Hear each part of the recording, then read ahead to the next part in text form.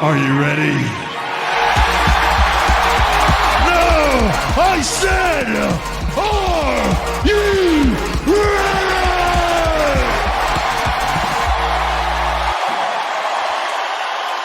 Welcome to the Fast Lane.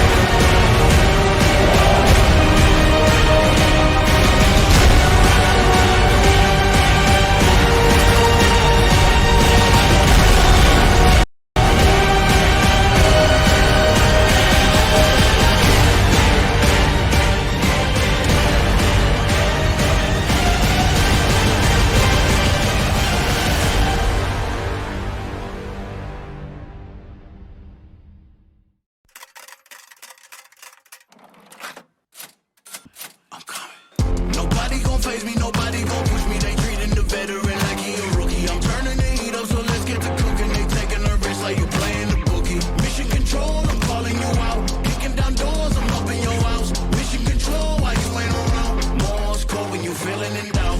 Pandemonium, I need it. Out of orbit, ain't no weakness. The pressure is real, they wanting to kill, but I ain't gon' let them achieve it. Pandemonium, I need it.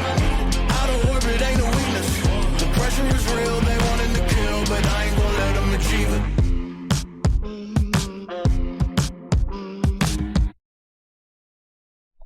All right. Welcome, one and all, to Pandemonium number 8. As we head into what to many people is their favorite old school wrestling show of the year, mine included. It may not be the culmination of storylines, but going into this event, there's a lot of opportunity for a lot of people. A lot of opportunity for a lot of people. So, every championship on the line. You're going to see all the championships defended. You're going to see what I titled the Dream Clash between the brothers, Sandman and Mordecai, that's coming up. And then we've got, of course, what most of you really want to see most of all, Lambs to the Slaughter match. So,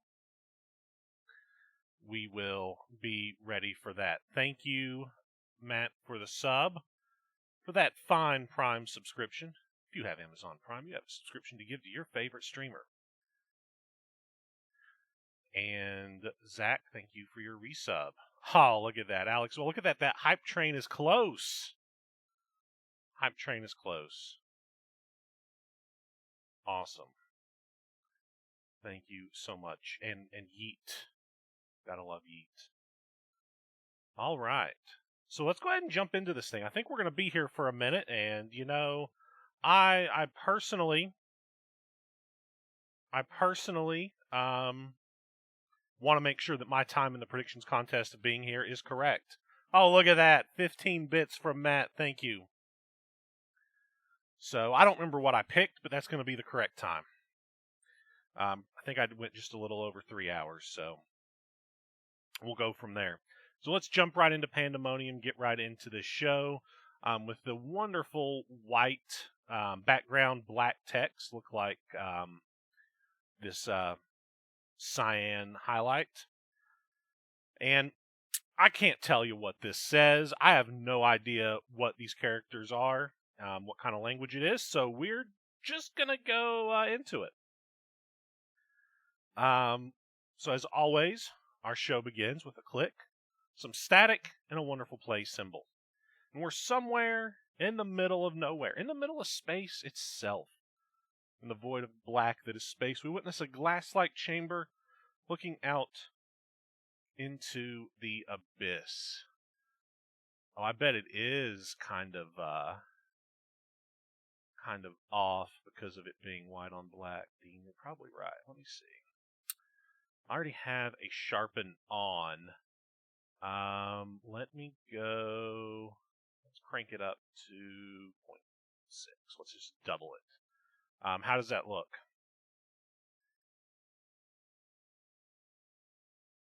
Actually, does it even apply until I hit close? I think it does. I don't know if that changed anything for you guys, but I doubled the sharpness filter I had on there. All right, cool. Right on. All right, so we're out in space inside of the glass-like chamber. I wonder if this has something to do... No, never mind. This doesn't have anything to do with that.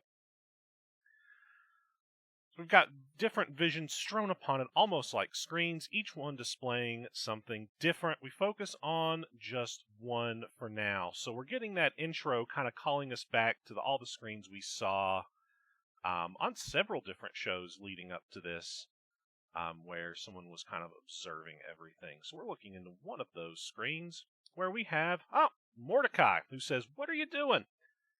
He's growling at his brother, saying, he says, "You're using power you shouldn't. You're giving Luke Storm premonitions. Do you understand how dangerous that is, brother?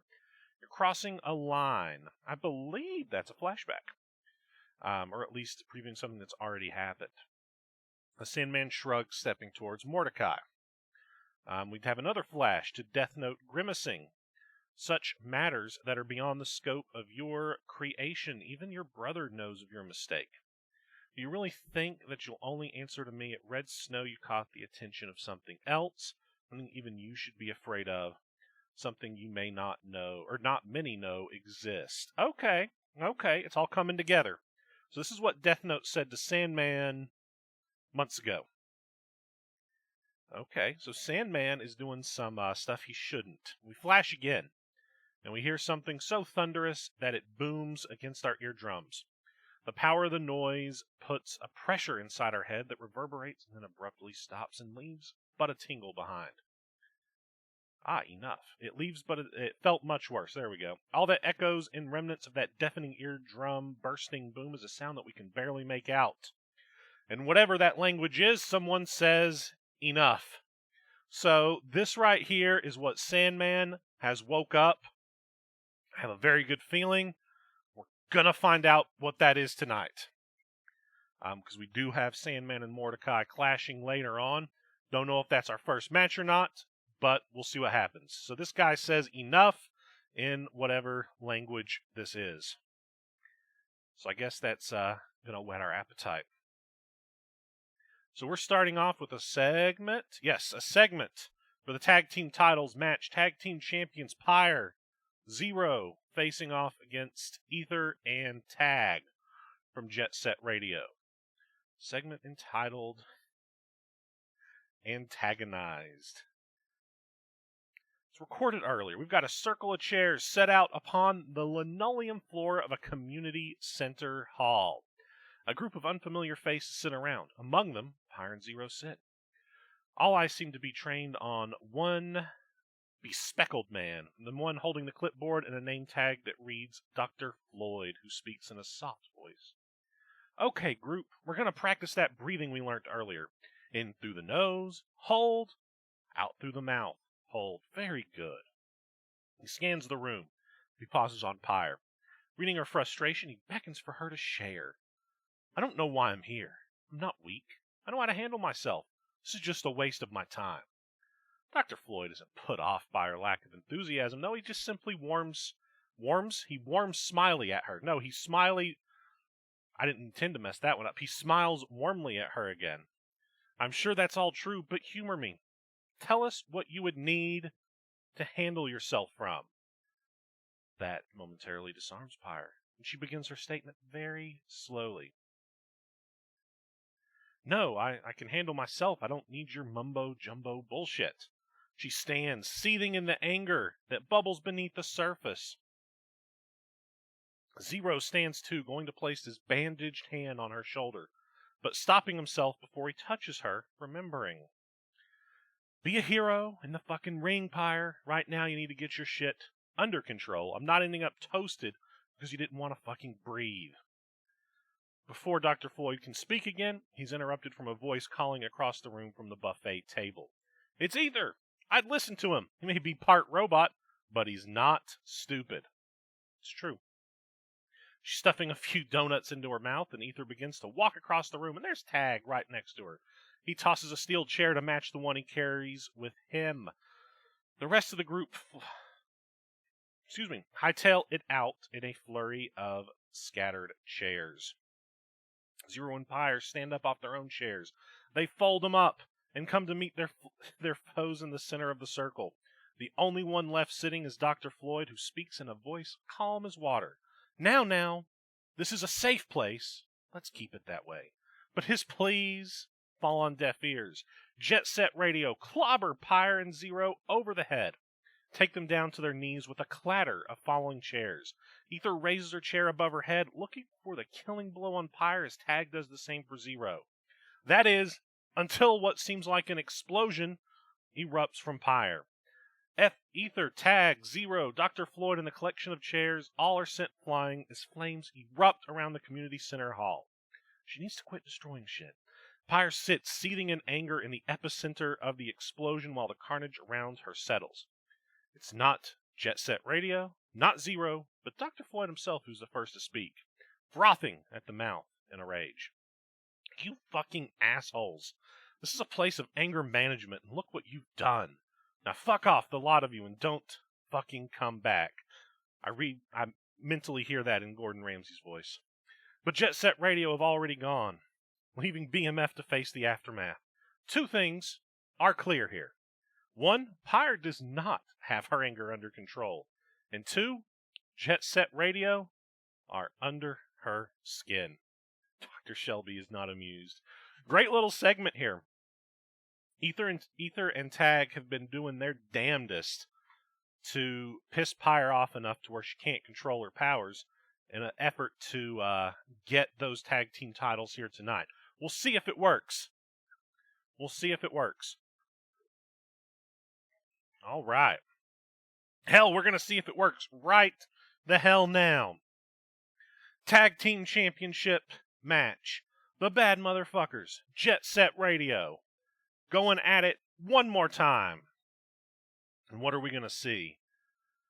Man, Jordan, that's makes me want to write.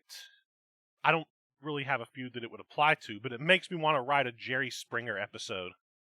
Or like a Jerry Springer segment for somebody. But we'll see if that ever becomes possible. All right, cool. Yes. Got to start with this because Zero, at the very least, I will note, is going double duty here tonight. Hell, there's a chance Zero goes triple duty. But we'll see what happens. Duty. All right, so they're going to take one more crack at battle against one another, but is it going to settle this war? The bell rings, Zero goes to the apron, and Pyre is going to start this match. She points at Ether and begs for her to bring it on. They have some serious heat between them, no pun intended. Ether looks to the crowd, who's on their feet in anticipation, and then she just waves them off, stepping through the ropes to the apron with a chorus of boos accompanying her.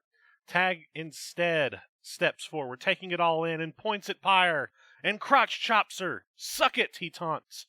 Pyre's incensed. Come on, girl. She launches herself at Tag before he can regain his composure. But a spear! Pyre takes Mr. Money Shot down to the canvas and is raining fists down on him. Rights and lefts, Tag is desperately trying to get to his feet, but Pyre catches him in a side headlock. She wrenches it in as Tag yelps out. He reaches for Ether. Side headlock takedown. Pyre tosses Tag flat onto his back again. Transitions into the triangle choke. No!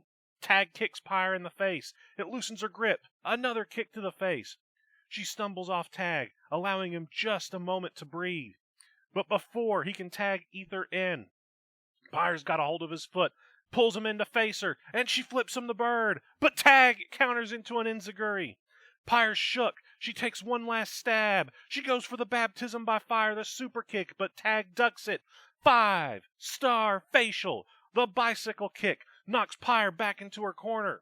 She slams the mat in frustration. Small flickers emanate from her fingertips as Tag mimes filleting a cock and balls at her. It has to be in the way that Shawn Michaels did it in that ever-classic gif out there where he's taunting this dude in the crowd. And I'm not going to do it because you guys will clip it. But he's focusing real hard on the balls in his mimed fellatio. Anyway, Pyre flings herself up before she can attack. A friendly hand on her shoulder steadies her. Sensing his partner's impending rage, Zero tags himself in. I got this, he says. He marches up to Tag with purpose. Goozle! Tag chokes on it. But Tag maneuvers himself to his corner. The ref counts to 4 before Zero is forced to relinquish the choke. Tag puts his hand out, and Ether happily tags in. Ether skates at Zero, who leapfrogs over her. She rebounds off the ropes, skates back at Zero faster this time. Zero's flat on the ground and Ether's forced to jump over him. Again, rebounding off the ropes, Ether's starting to lose her balance. She sputters right into a bionic clothesline from Zero. The firewall! Without wasting any time, Zero rebounds off the ropes of the sitting Ether. The Bion Buster! Zero rolls into the cover. 1, 2, no! Ether kicks out. Zero's got the bad random up by her hair, up onto his shoulders. It's time for the burning hammer. But Tag's in the ring. He lunges at Zero. The ref steps in between. He won't allow this title match to break down. Finally, a ref does their job around here.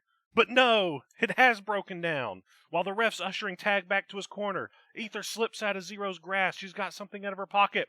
She's going for the lollipop kill. She shoved it all the way down his throat. Zero collapses to the mat, giving Ether just enough time to tag in. After pulling the candy out from his windpipe, Zero can only gasp for air as Ether pulls him up by the arm. Tag leapfrogs him from behind. No comply. Fuck your face. Pop shoved it. The famouser soul food combo. It reprogrammed Zero. Tag goes into the cover. 1, 2, but no. Zero kicks out. Ether tags back in. And Tag lifts Zero high into the stalling suplex. Tag drops Zero headfirst to the mat, and a sharp, jerking MC twist as Ether drills him with an Ether strike. The 1080 skullfuck. How much more abuse can Zero take? Ether into the cover. 1, 2. Does Zero have anything left in the tank? Pyre stomps on Ether to break the count. It doesn't matter if he did or not. For his sake, he'd better. Pyre continues her onslaught on Ether with a flurry of fists as the ref tries to maintain some order. The ref bear hugs Pyre off her nemesis back into the corner, scolding her as Tag takes this opportunity to blatantly give Zero a low blow. Black and blue balls. Pyre appeals to the ref, but he didn't see any of it. The crowd is all fired up with that classic asshole chant. The chant breaks out at Tag. Mr. Money Shot tags back in. Pyre finally relents, but not without inadvertently roasting the ref, and begs Zero to tag her in. Meanwhile, Tag climbs the turnbuckle to the top rope. It's got me all choked up. He takes in all the booze before he reaches the top. He raises his arms and grinds his hips and leaps with the big splash, the Money Shot. But no, he was blue-balled. He lands rib first onto Zero's knees. Tag clutches his midsection, writhing in pain as Zero tries to locate his corner. Pyre's stomping on the apron. The crowd is clapping with her. Zero crawls towards her. Tag scoots himself with one arm towards Ether. Flames are flickering on Pyre's hand. She's on fire. Ether's rubbing her belly. She's a hungry girl. The roof's gonna blow off the slaughterhouse. They both reach out. Hot tag! Pyre and Ether launch themselves into the ring. Ether skates right into a clothesline. Another, a third. The fire bitch is burning up. Tag, who may have a few broken ribs, hobbles towards her, is met with a swift kick to the gut which bends him over. The fire crotch chop from Pyre. She plants Tag with an X Factor. Fire in the belly. Hot tag. Pyre tells Tag to shove it, and when she turns about face, her arm is grabbed by Ether, who goes to fall back. Fuck your face, but no! Pyre never allowed Ether to fall to the ground. Falling back herself, She's got the triangle choke, the fire triangle locked in. Ether reaches out. She's fading, but Tag's here. But no! Zero with the big black anaconda vice. The bionic vice is locked in on the mat. Dual submissions. Tag and Ether are face to face beside one another in agony. They hold their hands in solidarity as they scream in pain. They're shaking. Their heads know they won't tap. In unison, the jet setters flip off the BMFers in defiance. They exchange a look of frustration before rearing back one more time. Zero's bionic arm tightens around Tag's neck. Flames erupt around Ether's head, and they both frantically tap out. Another brutal battle sees the bad motherfuckers victorious. Once again, the winners and still tag team champions. Bad motherfuckers. Hot damn.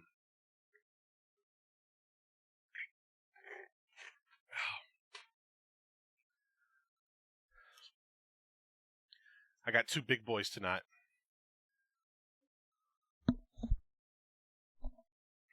All right. Thanks, guys. Hell of an opener. Great match, whoever wrote that. All right. Let's see some Cronoa and Impaler action in a segment entitled Unplugged. We've got backstage and tension in the halls of the slaughterhouse. Jesse wrote that. Great work. It's the time of the year when the competitors are chomping at the bit to send the rest of these lambs to slaughter. It's a sort of electricity that the Impaler has learned to dwell in as he prepares himself for a more immediate battle. Right now, he can't concern himself with staking a claim to the World Championship. He has to set his mind on putting a stop to whatever plan Cronoa is carrying out. And in doing so, take the double feature championship away from the Harbinger of Fate. The thought of changing his own destiny intrigues him, excites him even, and this excitement is evident in the ebb and flow of the power residing within him, which draws a chuckle from off in the distance, distracting Legion for a moment. He turns his attention to the doorway where he sees her, Cronoa, a smirk on her face, something the Impaler has seen one too many times by now. Look at you, Legion, getting yourself all worked up. And for what? Change something you have no control over? From what little of his face is exposed, Impaler's got something of a snarl. What business have you here, witch? I said I would rewrite my destiny, but I'll do so in the right and proper manner, and I will take that as my trophy. He points to the double feature championship around Cronoa's waist, which only draws another chuckle. Legion, haven't you wondered at all where this sudden surge of power came from? Or have you already forgotten the events of Night City? Because I haven't. It's my place in this world to know what happened, to be better prepared for what's to come. It's clear to me that you haven't learned to control this power. So when I break you down, you'll come to accept my offer. Her next statement comes with a wicked grin, seeing the anger and electricity fluctuate inside the dread pirate Roberts of pro wrestling. You'll make a fine weapon, Impaler. If you can't accept your role in the grand scheme of things, I can pull the plug just as quickly. Either way, you cannot fight fate. With that, the Keeper of History walks off, leaving the Impaler to stew over these words as the power becomes too much for him to bear, and all hell breaks loose, with Legion breaking clean through the doorway in pursuit of his foe, but she's gone without a trace. What state shall we find the Impaler in? When he collides with Cronoa tonight, we'll find out later. Maybe even next. I don't know what match is next. Great segment here. It appears that Cronoa seems to have the upper hand here in the mental game. She has kind of done exactly what Jet Set did to Hire in really just getting somebody so within their head and angry that they may make some mistakes. So we'll see how that plays out a little bit over. Yeah, working them over. Is that next? It is not. Now, we've got a segment here with our boy Vigor, the attempted murderer himself from last week, in a segment entitled Phone Home. We're previously recorded. We've got Vigor, who looks very out of place, sitting inside of a drab doctor's office. But he's there nonetheless, sitting across from the same doctor that ran scans on him just a few weeks ago. Thank you, Mr. Vigor, for coming in on such short notice. The good time guy, though, doesn't exactly look happy to be there. Just Vigor is fine, Doctor. You sounded panicked when you rang me. What's up? Shuffling some papers on his desk, the doctor pushes one across the table. On it is a photo of Vigor's brain. I've been studying you, the tests I ran anyway. Obviously, I've kept my findings secret, but there's something here you need to see. He takes a marker and draws a bright red circle around a part of the alien brain. When I was scanning you, I was getting massive amounts of interference. It took me a week or so, but I figured out that it's some type of object emitting a mutated radio signal. Alien in origin, obviously. Before you ask, Vigor cuts in, that's not part of my anatomy. To my knowledge, anyway. The doctor sighs and says, if that kid friend of yours was here, he'd be saying E.T. phone home right about now. Vigor just looks confused. Never mind. The important thing for you to know is that this signal is very powerful. It's shooting straight into space and then to God knows where. Vigor stands up, crumpling the piece of paper. God may not know, but I do. Turning around, Vigor leaves without a word, leaving a stunned doctor behind. Is this object embedded in his brain sending a signal to them? We cut away. A little bit of a revelation here that somehow or another there's some sort of connection, some sort of signal going on between, love that E.T. phone home gif, between Vigor's brain and someone. Presumably, at least in Vigor's mind, his foes there. I'm sure Rune would have a few theories here. Rune would be an amazing person to feud with Vigor. Amazing.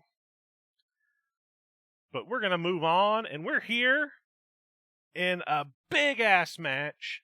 This is a super high-level match. This is a Red Snow level match. The Sandman versus Mordecai. Brothers going toe-to-toe. Dawson wrote this one. I'm sure it's going to be wonderful.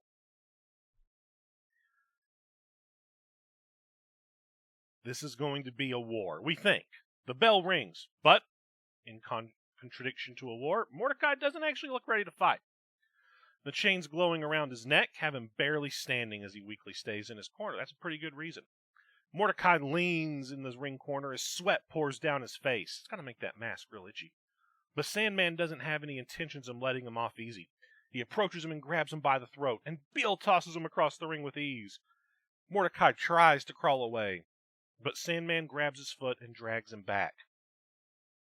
Deadlift wheelbarrow suplex. Mordecai lands with a pitiful bounce as his devilish brother grabs him and forces him up. He whips him into the ropes.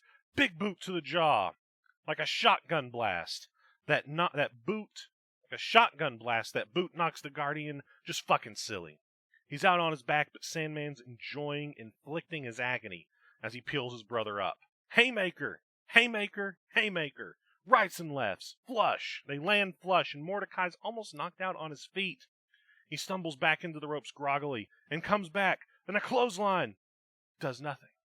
Mordecai's too weak. His blows are practically useless against the Sandman. As the Guardian bounces off of the demon, Sandman lets out a deafening cackle. He headbutts Mordecai, and another, and another. He whips him back into the ropes. End of days, the deep fucking sleep by Sandman. The ring shakes beneath the impact of that slam. You're gonna die out here, brother. You should have left me alone. Sandman slides out of the ring. He's got a steel chair. He comes back in, watching with glee as Mordecai weakly pulls at his chains before rising up. And then he hits him. And again. So many hits. I can't even count them. Good Lord, Sandman is murdering Mordecai right here in the middle of the ring. Goodness gracious, that's 13, I think, hits. Oh, it says right here, 13 fucking chair shots. Mordecai isn't even moving after all that. Thank you, Dawson. His white hair is turned to crimson red. Sandman drops the chair, the metal bent and mangled beyond recognition, and then he reaches down, pulling Mordecai up by his bloody hair. Despite his beating, Mordecai's still pulling at his chains. It's futile, Mordecai. You failed. But Mordecai speaks. No. It's but a whisper, Sandman's cackle returning as Mordecai's fist tightens around the chains. No! It shatters! Holy shit, Mordecai shattered the chains! He used all of his strength to pull them apart. A green shockwave erupts forth. It sends the Sandman back. When the dust clears, Sandman finds himself staring down Mordecai, his chains ripped free from his neck. And he rushes him, but Mordecai catches him with a massive back body drop. The Dream Demon must be 10 feet in the air as he flies over the top rope to the concrete below. Sandman tries to get to his feet. He grabs onto the barricade to stand, but Mordecai's not done. He hits the ropes. Suicide dive through the ropes, and both men go through the barricade.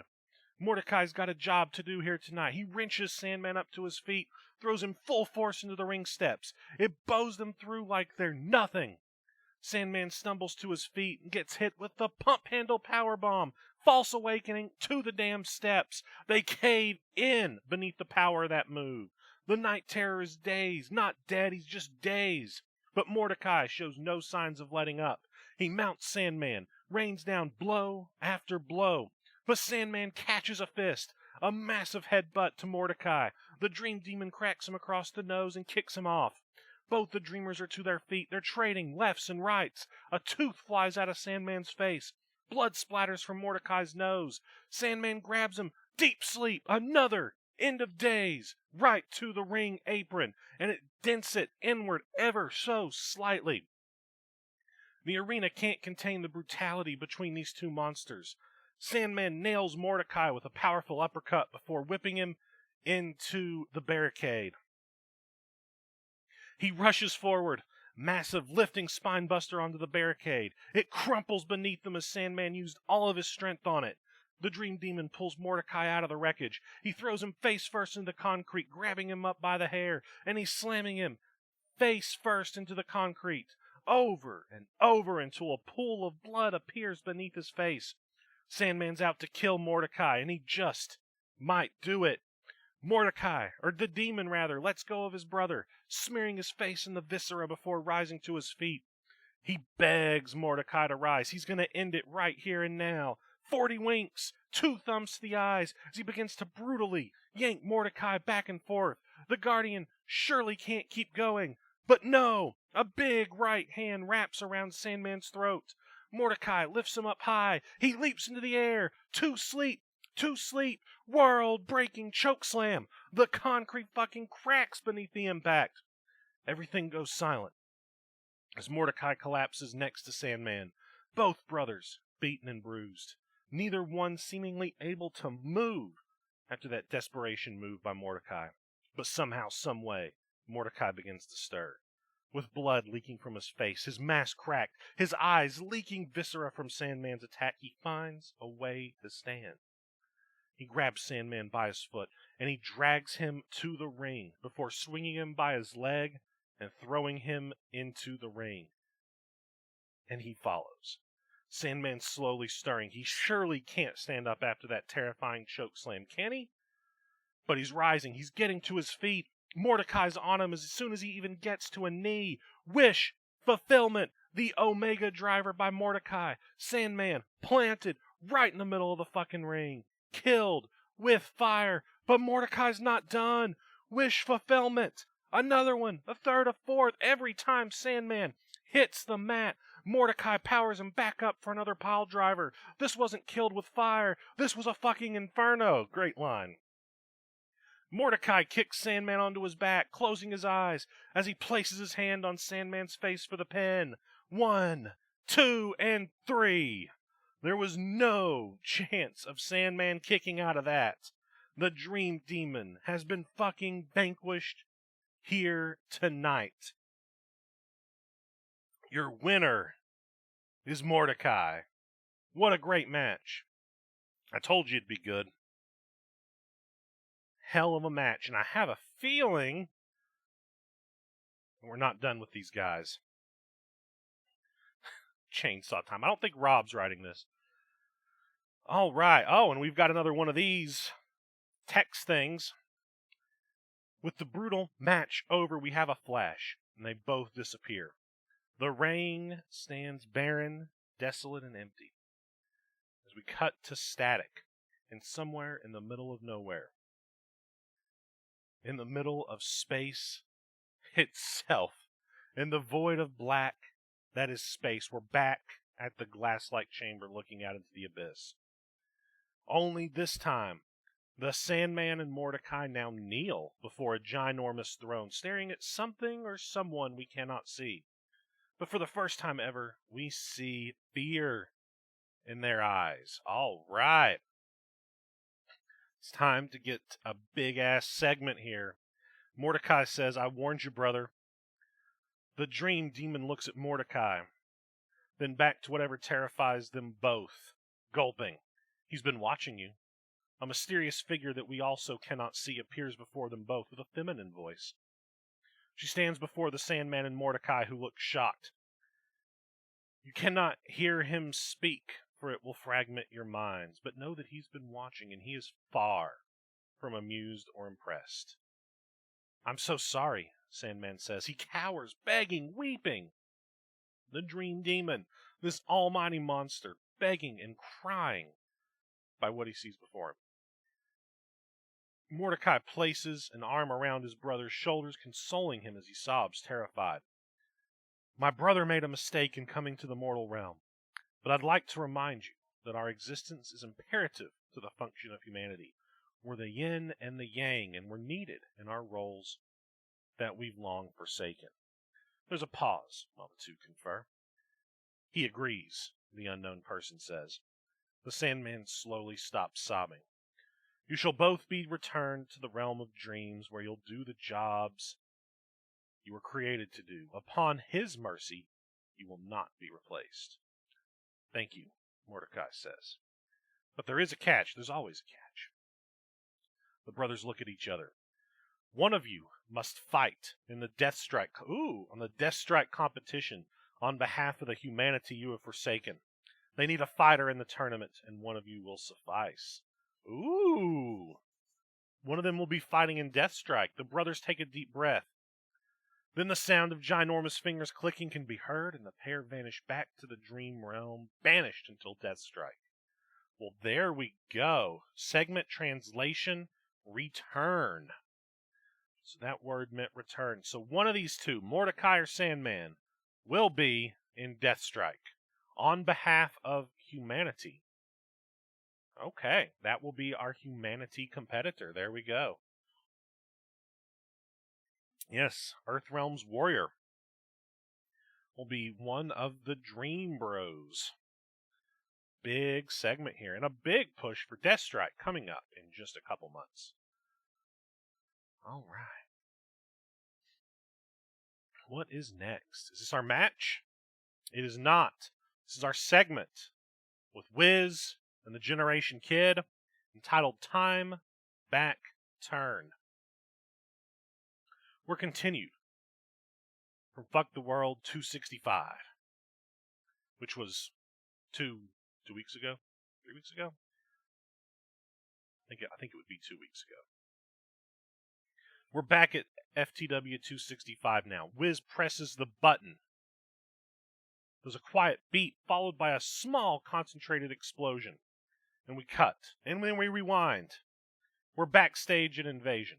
And based on the corridor he's walking down, TGK has recently left Zero after reclaiming his hoverboard from Jet Set Radio. "Great Scott," TGK says. And he looks confused as he turns the hoverboard over in his hands. After a moment, he starts to peel back the same panel Wiz peeled back the week before. "I know my board, and I know it didn't feel right." The 80s kid pulls the tiny circuit board away from the internal of his board and sighs. But what does this mean? We fast forward. And a week has passed, and we're now backstage at Trios Mania. Bad to the Bone is hitting somewhere in the distance, till the music cuts as Wiz shouts, "Kill the music, dial up the noise." Knowing that Wiz is otherwise engaged, the sneaky shadow of TGK appears in shot. As he walks along the corridor, he gets to a door that says Jet Set Radio on it. He slips in, and then he finds the jackpot. Wiz's prize scooter sits alone, glinting in the low light. Sneaky little fucker indeed. Perfect. Now just to make a few minor adjustments. No flux capacitor needed here. TGK affixes the circuit board to the underside of Wiz's scooter in a way that hides it almost fully from sight. It looks like he's made small amendments to the device. As quietly as he arrived, TGK leaves. Very clever, Matt. We're back at FTW 265 again as Wiz presses that button. A quiet beat by a followed by a small concentrated explosion, and it's the front wheel of Wiz's scooter that bursts, sending him tumbling to the floor. TGK speeds past and finishes the race in first place. Wiz is seething as he makes his way back to his feet, staring at the ruined front wheel of his scooter. I knew you were up to something, Wiz, when I found the device inside my hoverboard. Luckily for you, I'm not a bad man. I toned down your device. Your scooter's not lost. Quick replacement wheel will see you right. But your plan has definitely been derailed. Wiz puts his scooter down and walks up to TGK, poking his right index finger in his chest. One small scratch on this baby is enough to earn my wrath, boy. Race or no race, you best believe I want this match too, so I can teach you a lesson about playing with a man's scooter, you dig? Oh, I dig, all right. Nothing I've done is near as bad as your intentions. Well, let's leave the lightweight explosions out of it, Wiz, and settle this in the ring. Wiz chuckles. You just started a war you can't win. Wiz retreats, leaving TGK to do the same. Very nice. Very nice. TGK standing up for himself. Never mess with a man's scooter. Great segment, great way to tie everything back together, and is a good illustration of letting a story play out. Very nice. Are we going to get that match next? Hell no, we're not. We're going to get the double feature match next. Look at that. Cronoa defends against the Impaler. Power drawn from a tragic past. Cronoa's manipulation of the tragedy of Night City has created a monster in the Impaler. But will he become something she can control, or will Legion be ultimately the downfall of fate itself? The bell starts as Cronoa rushes forward, trying for a running dropkick, but the Impaler ducks under, springboarding off the ropes. Atom Smasher, bitch! The lariat turns Cronoa inside out as she stumbles to her feet, into a pair of heavy hands, before he grips her by the throat and throws her hard overhead into the corner with a sickening thud. The Harbinger slowly rises to his feet, or her feet, into an oncoming, nearly 300-pound avalanche. Leaping Splash drives Cronoa hard into the steel. She staggers out, clutching her back in pain to a brutal knee to the midsection. Night City, no! Cronoa managed to slip down the Impaler's back. Chop block, hell yeah! Legion drops down to his knees. The powerful strike nearly snaps his quad in half as he struggles to get back to his feet, but Cronoa doesn't let him, flipping him to the mat before wrapping around the bad knee as she leaps up high, dropping her entire 230 pounds on that bad knee. Impaler yells out in pain as Cronoa drills him in the face with a hard kick, stunning Legion before gripping him by the leg and dragging him backwards. She slides out of the ring, pulling him up into the corner, before locking in the figure four around the ring post, shades of Bret the Hitman Hart. Legion screams out in pain, Cronoa bridging back into the ring steps as the ref begins to count her down. Cronoa ignores that count, but breaks a split second before it reaches 5, as she slips back onto her feet on the floor. Legion begins to crawl his way out of the corner, but the damage has been done as he tries to stand, only to collapse on the weight of his busted knee. Cronoa slides back into the ring, rushing forward. Big girl senton onto the injured knee. Legion has to be racked with pain here, and the Harbinger ain't making it better for him as she drops down and gives the Impaler some old school education. The figure four cloveleaf shades the old enforcer here, and just as deadly as Cronoa is tearing apart the Impaler's knee. The Dread Pirate Roberts tries to fight through the pain and drag his way to the ropes, but Cronoa refuses, dragging him back and even grabbing the ropes herself for extra leverage. The ref doesn't see it, though, focusing more on Legion's shoulders as they collapse to the mat, the ref making the count. 1, 2, but no, Legion shoots his shoulder up, body racking in pain as the referee finally sees Cronoa using the ropes, admonishing her, forcing her to let go and distracting Legion just enough to allow him to scoop backward and wrap a single finger around the bottom rope, breaking the hold. The damage has been done, though. The Impaler can barely get up to his knees, let alone stand, as Cronoa just smirks. Rushing to the ropes, she looks for the killing blow into the no spine on the motherfucking pine. Massive spine buster plants Cronoa nearly through the mat, but the Impaler cannot follow up. He tries to power through the pain, but it's a struggle just to stand. The Harbinger slowly rises as the Dread Pirate Robert tries to rush forward for another Atom Smasher, but into the shadows, the super kick right on the chin knocks the Impaler for a loop as Cronoa grabs him by the chin and delivers a whiskey infection. A viral dose sends shockwaves through Impaler's body, and that, well, could be it there. Cronoa drops down, rolling through with the hook to the leg. 1, 2, but Impaler gets the shoulder up. The many slowly rise up to their feet, trying for a surprise Atom Smasher, but Cronoa sees it coming, ducking under before positioning the Impaler in a pump handle position before flipping him over, dismissing the Impaler from class with your demise. Cronoa might well be about to deliver a teachable moment to the Impaler here as she backs up, looking for the killing blow as he stumbles up to his knees. Has already been written, the elbow to the back of the head. Cronoa drops down. She hooks both legs, and that may be all she wrote. 1, 2, 3? No, Impaler kicks out. Hot damn.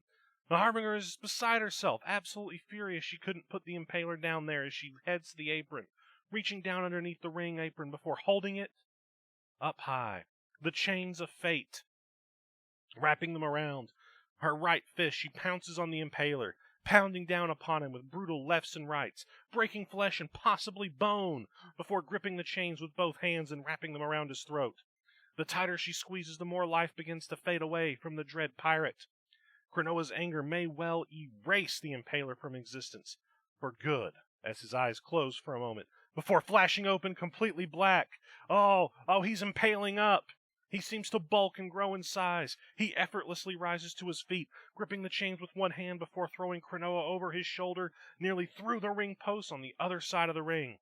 The Harbinger rolls to her feet. The chains haven't flown out of the ring. As she rushes forward into the shadows, does nothing.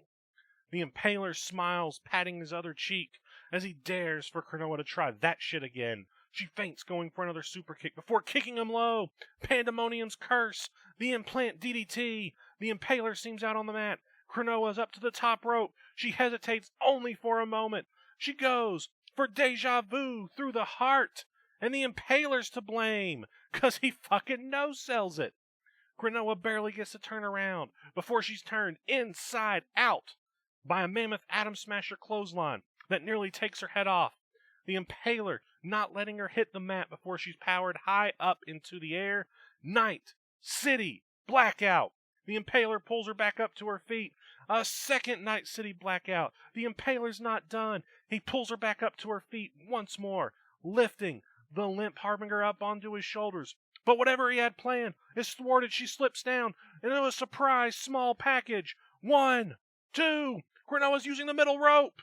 She cheats, but she does it. Cronoa retains the double feature championship. She rolls out of the ring, quickly clutching that title. She had to use dirty tactics to survive tonight. But from the look on her face, even fate may be no match for the true power of Night City. Your winner and still double feature champion, Cronoa. Congratulations to the reigning and defending double feature champion.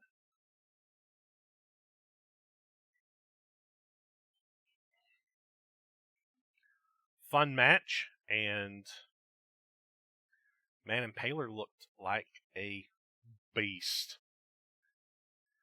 during that match.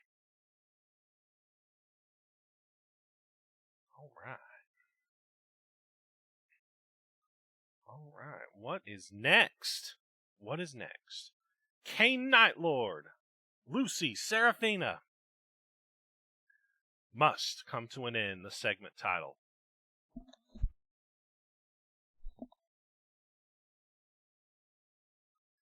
All right. Kane is staring. This is previously recorded. Kane's staring down Lucy after she got up in his face. I'm sick of your plans and your games, Kane. While you spent weeks chatting with Tenchu, I took abuse from Banzan for you. Now I do one thing for me? Now I'm a problem? The Hellbat glares at her as she continues to invade his space. I agree, Hayden. Remember your place, Seraphina. A blood hunt is about to be called for you, and I'm the only thing stopping it from happening. At the mention of a blood hunt, Nine's ears perk up. The rebellious kindred steps up and joins the other two with a new interest in what is happening. Big words you're throwing out there, Kane. You think we will listen to your ivory tower fucks if an order is given just because of her talking with us? The dark detective turns towards Nines, his stance becoming even more aggressive. You're lucky I don't gut you where you stand, Nines. We had a deal. We gave your anarchs California. If you left us be in New York, you'd stay out of our territory, and we let you live. Nines smirks at this. You'd let us live? That right? You tried fighting us in California, and you had to retreat. With what I heard just now, sounds like you might be repeating mistakes. Kane grabs Nines by the neck and slams him up against the wall, pulling back his other fist ready to strike. Let me fix this one, Ben, bitch. It's very crystalline. Before Kane can follow through, Lucy grabs the Hellbat by the arm and pulls him back. If kindred breathed like mortals, Nines would be grasping for air with the release. Instead, he rubs his neck. Like I said, I'm done with your shit, Kane. Call the blood hunt? Don't call the blood hunt. I don't care. I want my brother back, and if pissing off you stupid fucks in the Camarilla is the result of that, you know what? With all your games, I'm going to do more than talk. I'm going to show you exactly how done I am with your games. She storms out of the bar as Kane looks back to Nines. This is your only warning. Get the fuck out of New York. Next time I see or hear about you or on any territory ran by any prince, I will gut you where you stand. Kane storms out of the bar as Nines just stands there, his night thoroughly ruined. Well, that was some real vampire drama. Very, very interesting.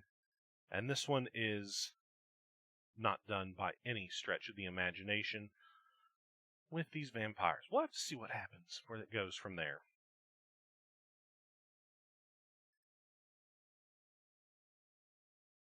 They're practically sparkling. Twilight 4 is looking intense. There we go. All right, we have got Sigil, Corvus, Death Note, and Viper Roberts. Yes, it is pretty high stakes. I love the puns. The segment's entitled Light Reading. Last week, the Death Note, the book, appears to be missing. Viper says it wasn't him, but was that true? Who's Viper's snake? Will we find out tonight? I don't know. I predicted we would, I think. We're in the boiler room. I hear you've been looking for me. It's the voice of Sigil, echoing throughout the dimly lit boiler room as the collector enters carefully. He slowly walks down the hallway towards where the altar once stood, and he finds Death Note slumped against the boiler, grimacing. Look no further, Shinigami. Death Note says, where have you been? Undertaking a little light reading, perhaps? Suddenly, Viper Roberts blindsides Sigil out of nowhere, slamming him into a set of pipes. And he quickly goes to work, slamming right and left hands onto him, pinning him face first to the wall with a hand. You took the book, didn't you, Collector?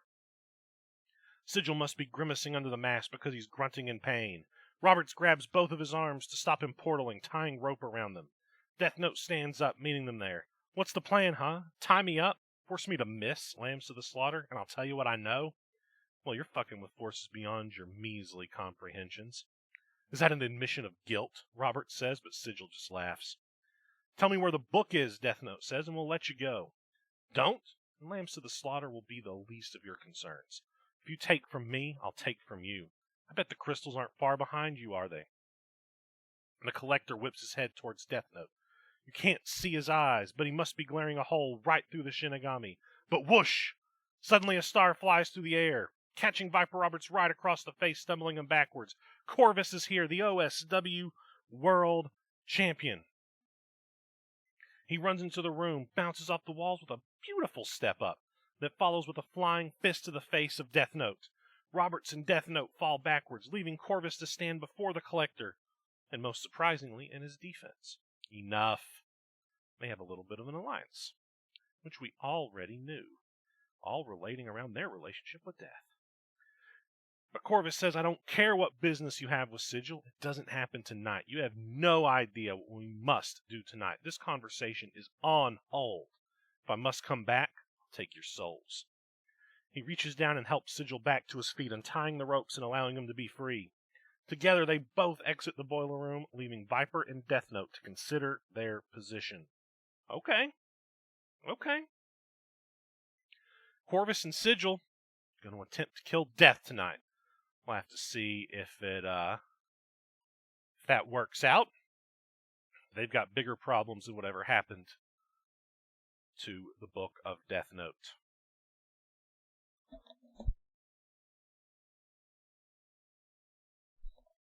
All right. Sigil and Corvus is a dope alliance. All right, here we go. Title match for the Rewind Championship. Wiz defends against the Generation Kid. We saw earlier how TGK foiled Wiz's attempt to blow him up. And it's about to go down. This should be a fun match. Party meets Breakfast Club when the Purple Pelican takes on that 80s Kid tonight with the Rewind Championship on the line. Wiz took the strap from TGK, but can the Kid take it back? The bell sounds, and Wiz is straight into it. He scoots his way across the ring, looking to gain an early advantage, but is instantly met with a Karate Kid kick to the fucking chin. That's coming out of the gate strong by the champ. Mr. Miyagi would be proud. Okay. The Purple Pelican seems to fall in slow motion, coming to land backwards across the ring, as his scooter continues to move forward, sliding out of the ring to ringside. The Generation Kid poses for a moment before scooping his opponent up, but no! Wiz tucks him forward into a victory roll. He was playing possum. This could be over almost before it begins. One! No chance! TGK breaks the pin. Both men reach their feet and lock horns instantly, dragging each other from rope to rope before Wiz can use his size to gain the upper hand. He forces TGK into the corner and softens him up with knee strikes to the guts. Springboard dropkick to TGK in the corner. It was sloppier than a 2-year-old's handwriting, but it got the job done. Wiz is rolling. He climbs the top rope, looking towards the heavens. He lines up his shot. Top rope leg drop, but no! Holy shit balls! TGK rolls out of the way and Wiz lands on his purple pelican ass.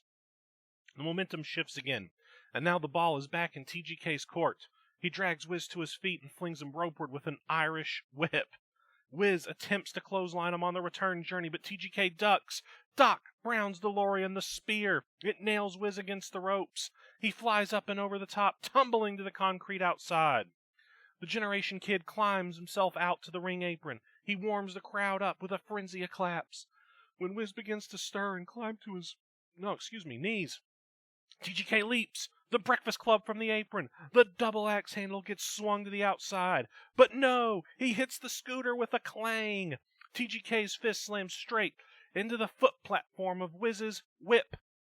The referee doesn't seem too happy about the weaponry, but Wiz pleads self-defense and drops the scooter as to prove his innocence, then grabs TGK by the scruff of his neck and flings him into the steel steps for good measure. The Generation Kid hits the steps at pace, crashing over them and landing awkwardly on the other side. But here comes Wiz, jumping off the steps. Flying knee drop hits TGK square in the chest. I'm not even sure that's where he was aiming, but it still proved effective. Wiz drags the Generation Kid back into the ring, hoping to continue where he left off inside. He slides quickly in after him and pulls him back up to his feet. A couple of solid rights have TGK right where he wants him. The boom boom, the float over DDT. The Sultan of Funk is feeling it. He's up on the turnbuckle. Boosty connection, but no. He almost missed TGK completely. only grazing his shoulder as he lands. Talk about crashing and burning. Now both men are down. After no short amount of time, both men are beginning to find their feet again, and they do so by exchanging clubbing blows in the center of the ring. Right fists follow each other, knocking both men as they slug it out.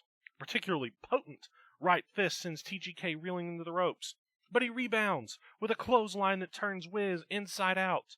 Wiz lands hard, but slowly pushes himself to his feet. Nobody calls me Yella. The belly-to-belly suplex plants Wiz. This time he damn well stays down. TGK falls onto Wiz for the pin. Is this it? 1, 2. Is it enough? No. Wiz kicks out. He's still got more. The pair lock horns again, and TGK continues where he left off, barraging Wiz about the head with elbows and fists. But Wiz rakes the eyes. It creates the opening he desperately needed. Clothesline takes down TGK, but the kid bounces right back up and comes charging at the Purple Pelican. Enziguri, tap, dance, funk, nails TGK and he crumples to a heap. The Generation Kid is down and out. Wiz once more climbs up to the heavens, up atop the turnbuckle, desperately hoping that the third time is the charm. The Electric Fleabird. Freebird. A senton sloppier than the lunch lady's sloppy joes. But Wiz hits it hard. He lies back for the pinfall. 1. The champ could retain. 2. No life from TGK. 3. No! By the smallest of margins, TGK gets his shoulder up. Just, the kid is still in this. Both men find them once more in the center of the ring, slogging out their differences. Bam, a right hook from Wiz rattles TGK.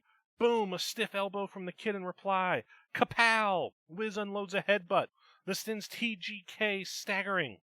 Clothesline to TGK sends him up, and over the top rope, both men fall to the ground at ringside. Wiz finds his footing first, and his scooter, but the ref is having none of it. There's the ref again. He demands the scooter be handed over. The ref turns his back to place the scooter down, and Wiz is under the ring. He's got 2 cans of spray paint. Not this. Canned heat.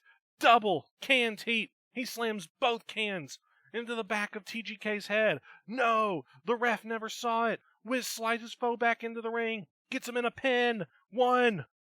Not like this. 2. TGK's got his foot on the ropes. He still lives. Wiz frustratedly drags his foe back to his feet. He ignores TGK momentarily. He begins to somersault around the ring. He's gone nuts.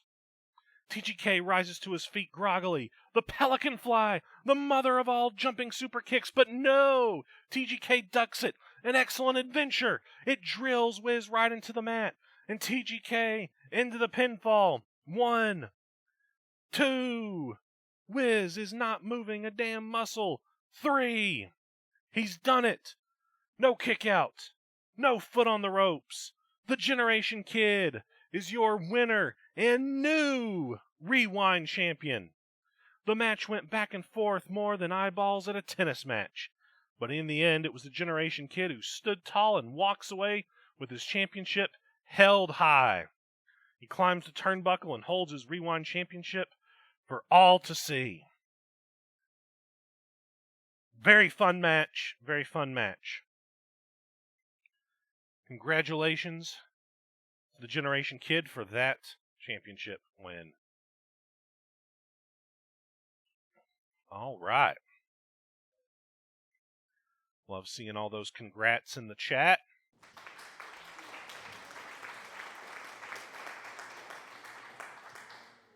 There's the applause.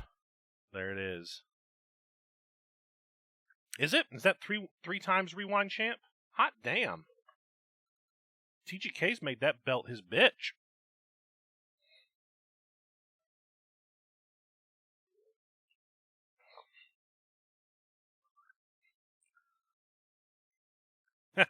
Yeah, you just need to keep it.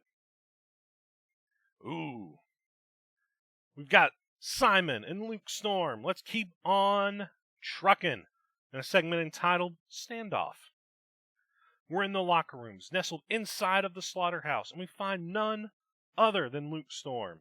The A-lister sits back in a chair facing a table watching as the far door swings open to reveal the taskmaster himself, Simon. Figured you'd come here looking for me, dickhead. You really are always so crude, Lucas. Storm merely rolls his eyes and says, "Take a seat."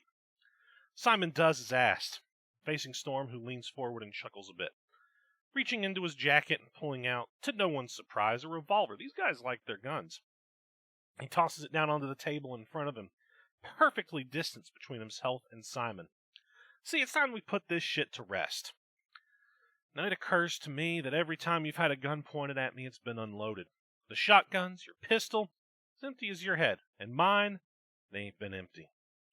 It quickly dawns on Simon just what's going on as he eyes the revolver on the table. You want us to play a game of Russian roulette, Luke? Spin the barrel? Risk it all? Luke shakes his head, moving forward in the seat. Nah, not that simple, bud. There's one round in that revolver, but I ain't looking to play a game. You love games, right? No, I'm looking to have a little standoff. Storm grabs the revolver and points it at Simon. Click. Simon grabs the revolver and kicks Storm in the gut. He yanks it away and fires. Click, click. Luke flies forward with a wild haymaker. Simon stumbles. He slams his hand on the table to free the gun. He pistol whips the taskmaster, firing. Click. Storm. Simon grabs Storm's arm and chops the elbow. He forces the gun towards Luke, and the two fight for it, both going in the air. Downpour. Simon gets hit with the code breaker, and Luke points the gun at him, smirking. Now I know what you're thinking. Did we fire 5 shots or only 4? Only 1 round in the chamber. Do you feel lucky? Do you, Simon? Taskmaster can't help but begin to chuckle, slowly pushing himself away on the ground. You're fun, Luke, you really are. But the thing with these kind of games, well, I never lose. Simon kicks the chair he was standing on at Storm. Storm fires with a bang. A hole forms in the wall right next to Simon's head. The Taskmaster's desperation move making Luke misfire. Hell yeah, he's going to shoot his ass. He rushes towards the door as Storm knocks the chair out of the way, but Simon is quick, gone down the hallway as quickly as he arrived, leaving Storm behind with the literal smoking gun. Killing him would have been worth Pyre getting pissed. Would have saved her in divorce court, too. The A-lister sighs, pocketing the gun as he takes his leave. Fucking Simon. Thank you for the hydrate. Mikey, I will gladly do so now.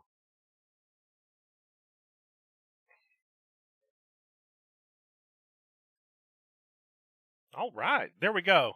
Let's... Oh, man. Love the divorce nod there, yes. Oh, man. All right, let's send it over to Zach for his stat review. Fun fact, with that title win, TGK now holds the record for Rewind title runs. Very nice. So with 3. Nobody's had 3 before. Okay. Very, very interesting. Look at that. TGK only been here, 4 months? Breaking records. Breaking records. What do we have next? We've got a segment with Kane Nightlord and Banzan titled History.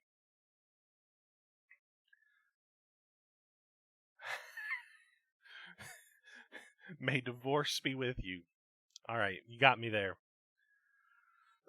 All right, so we're after Fuck the World 266. We're in Odawara, Japan. We're back on the grounds of Odawara Castle. But this time, it's different from the last time we saw it. The castle is burning and walls brought down. It looks as if a war has just taken place, and the castle is in shambles and smoke rising. Excuse me. We see a Japanese man wandering the ruins of the castle, a concerned look on his face. He's careful with his steps, not wanting to bring what remains of the building down on him. He sees a small pile of rubble with what looks like a robotic hand sticking out of it. Tenchu-san? No response. The man grabs the hand and tugs on it, but the hand comes free. It's been dismembered. Okay. The man has a shocked look on his face as he begins pushing more of the debris away. Nothing remains there. The man decides to search further. Tenchu-san? The man calls out again, but there's still no response. A wall crumbles beside him, and that's when we see it. It's Tenchu, dead. Pieces of the metal shadow are strewn about the room the Japanese man has walked into. Oil and other machine fluids splattered all about the room. What happened here? Banzan says. His voice nearly makes the Japanese man jump out of his skin as Banzan looks around. What happened? Another ally? Another death. Banzan enters the mountain stance and says, "You caused this," as Kane Nightlord enters the scene. "I'm only here because I'd heard Lucy has made her way to Japan looking for her brother. Come here, and I find Odawara Castle destroyed, and you at the center of it. Looks like another ally of yours is dead. Part of your plans, no doubt." Kane laughs as he turns to walk away from the mountain, not saying another word. Off in the distance, however, is another party. Lucy Serafina is watching from the shadows as the mountain and the Hellbat leave. Okay. Tenshu, gone. Odawara Castle, destroyed. Banzan thinks Nightlord did it. Nightlord just has to rub salt in the wound that another one of Banzan's allies is dead. Very, very interesting. Very, very interesting. Did Banzan do this? Did he bring down the castle? He's capable of it. Most certainly.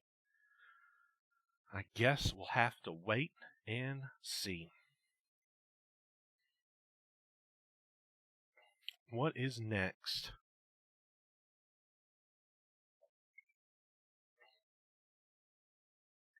VHS Championship match. Sir Bellator defends against Seesaw. This one should be a barn burner. They have been going toe-to-toe for quite a while. How does anybody trust Banzan? You know, I don't know. I can't fathom it. But here we go. This one should be a brutal match. Excited to see what happens. We've got a confrontation between spiritual opposites, but equal proponents of extreme methods that will shake the foundations of heaven and hell. The VHS Championship's up for grabs.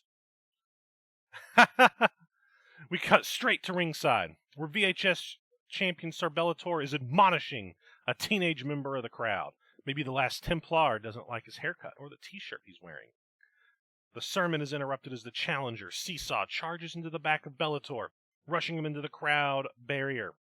Mounting the barricade, Seesaw rains down blow after blow, the crowd counting along for a 10-punch count. Is Seesaw the good guy here? I don't know. I think he might be against Bellator if you want to force people into good and bad roles. Let's see. I was already there. The bell finally rings as Seesaw rolls Bellator into the ring. Inside the ring, Seesaw lifts Bellator up, whips him hard into a corner front first, bouncing out into a slapstick claptrap. Bellator staggers from the double forearm blow as Seesaw lifts the champion and grounds him hard, mounting him and pounding down with hammer fists. The Jack Attack. It's not pretty, but it's damn effective from Seesaw, who eventually relents after landing double figures in blows. Seesaw gets to his feet, holding his arms parallel to the mat, begins to spin around like a whirling dervish. The big wheel coming up. Mr. Make-Believe lifts Sir Bellator onto his shoulders and begins spinning, but it's countered. Christ's forgotten son is free with an elbow. Landing on his feet, he sizzles Seesaw with a stiff enziguri. Seesaw's back on his feet, trying to shake off the pain in his head, but he's spun inside out as Sir Bellator drops him with a standing head scissors takedown. Seesaw rolls out of the ring with momentum. Sir Bellator runs and leaps over the top rope. Suicide splash! The last Templar lands on Seesaw, and both men are down on the concrete. Bellator gets back to his feet, stumbling to the crowd barrier to grab a breather, or to catch a breather. For there's no time. Gore through the crowd barrier. Seesaw just sawed Sir Bellator in half. A section of the crowd barrier is totally collapsed as both men lay among the wreckage of it. Seesaw's up first. He stumbles back to the ring and forages around underneath it, and he pulls out a baseball bat. He looks impressed, but then he shakes his head and goes back under the ring. What does he have now? A bucket of glue. Mr. Make-Believe starts smothering the sticky substance all over the bat. then pulls out another item, a box of thumbtacks, shades of what he used against Vaikra months ago. He starts pouring the entire contents of thumbtacks over the bat. It's a mess at ringside of glue and tacks. But Seesaw holds up his improvised weapon like it's Excalibur itself. Sir Bellator's back to his feet, emerging from the wreckage of the crowd barrier. Seesaw takes a big running swing, but it's a miss as the last Templar ducks. Another swing, and Sir Bellator is to leap backwards to evade. But as he moves backwards, Sir Bellator stands in the glue. Seesaw's eyes light up. Sir Bellator can't move. Thwack! Home run! Mr. Make-Believe shouts to the slaughterhouse as Sir Bellator's senses are knocked out of the field. Unconsciousness is brief, though, because as the champion slumps backwards, he lands on the pile of tacks and is woken by the tabs of hundreds of metal points. Sir Bellator is back to the vertical base. Seesaw swings the bat again, but a crescent kick from the last Templar disarms the challenger. And as Seesaw swings an arm, Sir Bellator ducks, counters with a backdrop suplex, planting Seesaw right into the gluey thumbtacks. There is a zealot's focus about Sir Bellator now. He drags Seesaw back to a vertical base, then runs him face first into the steel ring post. Mr. Make-Believe's forehead wobbles around, and Bellator rolls him into the ring and climbs up to the top. Terra Tremute, the double foot stomp onto Seesaw's chest, and he covers. 1, 2, 3, but no. Seesaw kicks out at the very last fraction of a second. No, Mikey, I had to understand the conversation that was happening. Bellator is back outside the ring now, dragging a table out underneath and sliding it inside the ring. He pulls out another item, a bottle of methylated spirits. Shades of last week. The VHS champion sets up a table and pours it all over the top. And striking a match, oh hell yeah, Sir Bellator stands over Seesaw. By the fire of Yahweh, this abomination will be judged, and he sets the table on fire. He lifts Seesaw into a crucifix above his shoulders, Yahweh's sign, but no, Seesaw slides out. The catastrophic collider cacophony running bulldog through the flaming table. Seesaw stands up. He's got a burning sleeve for his efforts, which he easily puts out, but Sir Bellator is immersed in flame. The last Bellator is rolling around. The last Templar is rolling around. He's burning, but Seesaw is simply smiling. Servant is here. He's in the ring. He's got a fire extinguisher, spraying Sir Bellator. Seesaw, his smile curled into a menacing grimace, charges, but he takes a face full of powder, allowing Servant to escape. Seesaw turns to Bellator. Low blow! Christ's Forgotten Son's up to his feet. The Impertio. It's like divine intervention. Bellator hooks the legs. 1, is this it? 2, 3, no! Foot on the ropes. Foot on the ropes. Bellator lifts up Seesaw again. He's going to go for it one more time, but he's countered. Into the big wheel, Seesaw cuts Sir Bellator like communion bread. Mr. Make-Believe has this one. The champ is down. But what's he doing? He's going to the top rope. He's flapping his arms. Fly to the ornithopter. No! Servant pulls down the ropes, and Seesaw is hung out to dry. Sir Bellator up to the top rope with Seesaw. He's got him locked. The Impertio from the top rope. But no! Seesaw with a Freeman blaster, one from the collection. Kenny Freeman is going to give Seesaw the win. 1, 2, 3. Seesaw has done it. Mr. Make-Believe is the new VHS champion. Congratulations to Seesaw. Joe loses one title and wins another.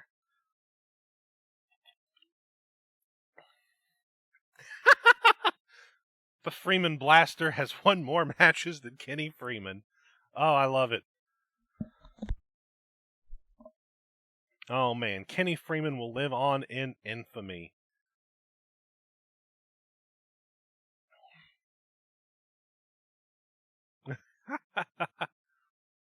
All right. I was wondering when Alex was going to chime in on that one. Oh, man. Great, great stuff. Great stuff.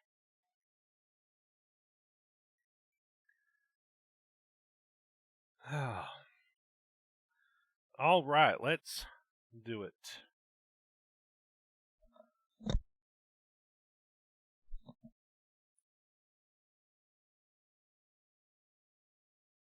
What is next? OSW Twinks. Oh, man. Oh, we've got a segment with these two. I almost forgot, and I wrote it. Entitled Fellowship. The match is over. The VHS Championship is decided. But this absolute war between Sir Bellator and Seesaw does not seem to be over. Seesaw rises to his feet, making sure his body is in order. But the flow of adrenaline starts... All right, I messed that grammar up. Adrenaline starts flowing once again, once he realizes Bellator's left the ring. Get back here. I'm not finished with you yet. Bellator circles the ring, but instead of sliding back in, he kneels down to get something from beneath it. He slides into the ring, and the masked zealot now has something in his hands. It's an envelope. I think we are finished, Fish, because I have other business to attend to, and you have bigger problems than vengeance. The curious Mr. Make-Believe doesn't attack, instead waiting like a raging bull inside its pen. Those papers you dropped, the ones that talked about your little secret? Seesaw rages forward, but Bellator holds up the envelope, stopping him in his tracks. You came to me to find out what it's like to find out you're not alone, and now I know why. From the envelope, Bellator draws out a small vial full of green liquid. It is like a mustard seed, which a man took and planted in his garden. It grew and became a tree. He tosses it at Seesaw, who looks confused. This little mutagen here, the doctor used it to create you through heretical sciences. Except this mustard seed wasn't the only one, was it? Not the only one. How many are there like you? How many other Seesaws are there out there? Seesaw reaches forward, but Bellator bails to the outside. I was once alone, but I found fellowship in Vaikra. What will you find, Andrew Fish? Bellator walks away, leaving Seesaw in the center of the ring. He drops to his knees, staring at the mutagen that created him, that created more just like him, just like Seesaw. This is not going to be good. Seesaw equals Junkrat. I don't know about that. All right. So there are more Seesaws out there, or at least people created like him. We found that out here tonight in those papers that he found in his childhood home just 1 month ago.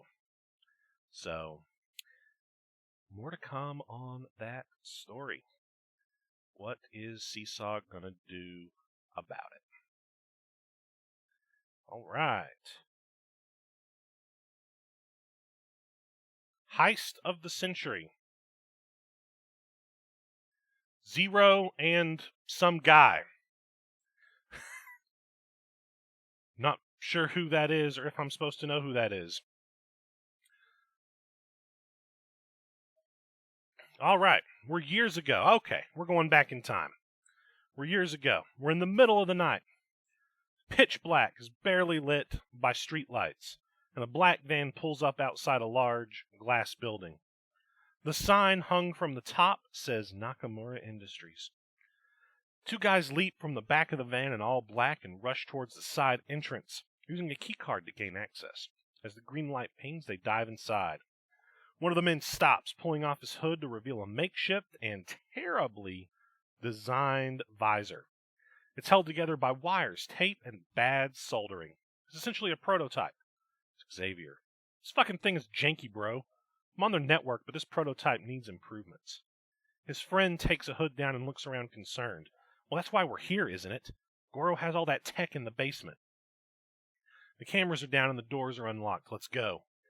Both head down the hallways, passing through doors that should be locked, until they reach an elevator. Once there, they go down to the bottom floor, and there's no security. Nothing. As they enter the basement lab, they're immediately confronted by a technician. Xavier? Gunner? I guess that's our other guy. What the fuck are you doing here? Gunner, the friend, slaps the technician to the floor. Dude, what the fuck? Then he pulls a gun. Are you fucking serious? Put that shit away, homie. Nah, we need it, man. He points the gun at the technician as Xavier reels in shock. We need your tech. We need chips, implants, the works. Xavier helps the technician back to his feet and follows him to the lab. He points to where the tech is and watch as Gunner begins ransacking it. Sorry about this, Stevie. Goro ain't been straight with us about the tech. He's been saying it ain't ready. But I hacked the mainframe and that shit is ready to be implanted. He's holding out on us, man. It's ready, yeah, but you won't be able to install it out there. The only way it's getting into your body is if I do it here. Gunner turns, raising an eyebrow. The fuck you say? He rushes over, pointing a gun right at his head. Dude, fucking relax. Zave, get in the chair. What? Gunner turns to his friend, keeping the gun focused on Stevie the technician. You don't have time to fuck around on this man. He's gonna do the surgery now. You don't have a choice. You gotta fucking do it. We ain't gonna find a surgeon out there before the Yakuza track us down. If you don't do it now, it's over. Xavier takes a deep breath and nods, taking off his jacket and then his shirt. I'll do it, but you need to put the fucking gun down. Stevie's cool, man. He ain't gonna try nothing. Stevie steps closer, looking over the arm. But Gunner doesn't hesitate. He steps closer, too, keeping the gun pointed at him. There we go. So this is, I guess, the genesis of the issue between the collective, Nakamura Industries, and Zero, or Xavier, as he was. So they needed the tech to escape Goro, and they had to break in and get it. Okay. I guess we might find out if Stevie handles it or what, but Gunner got him a poser, so I guess we'll see Gunner some more. What a character build. Very good little segment here. Oh, look at that. And that, my friends, takes us to it. The World Championship match. Corvus defends the World Championship against the man that Xavier is now, Zero. It's the big one. The big title here. Let's get it popping off.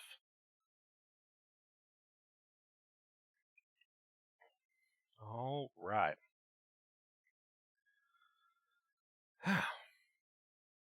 This should be a good one. Jordan, I know you were here. Are you still here? I hope you're still here. You are. All right. And Mel, I know you lurk in these sometimes, so I hope you're here too. Let's get this going. I'm excited for this match.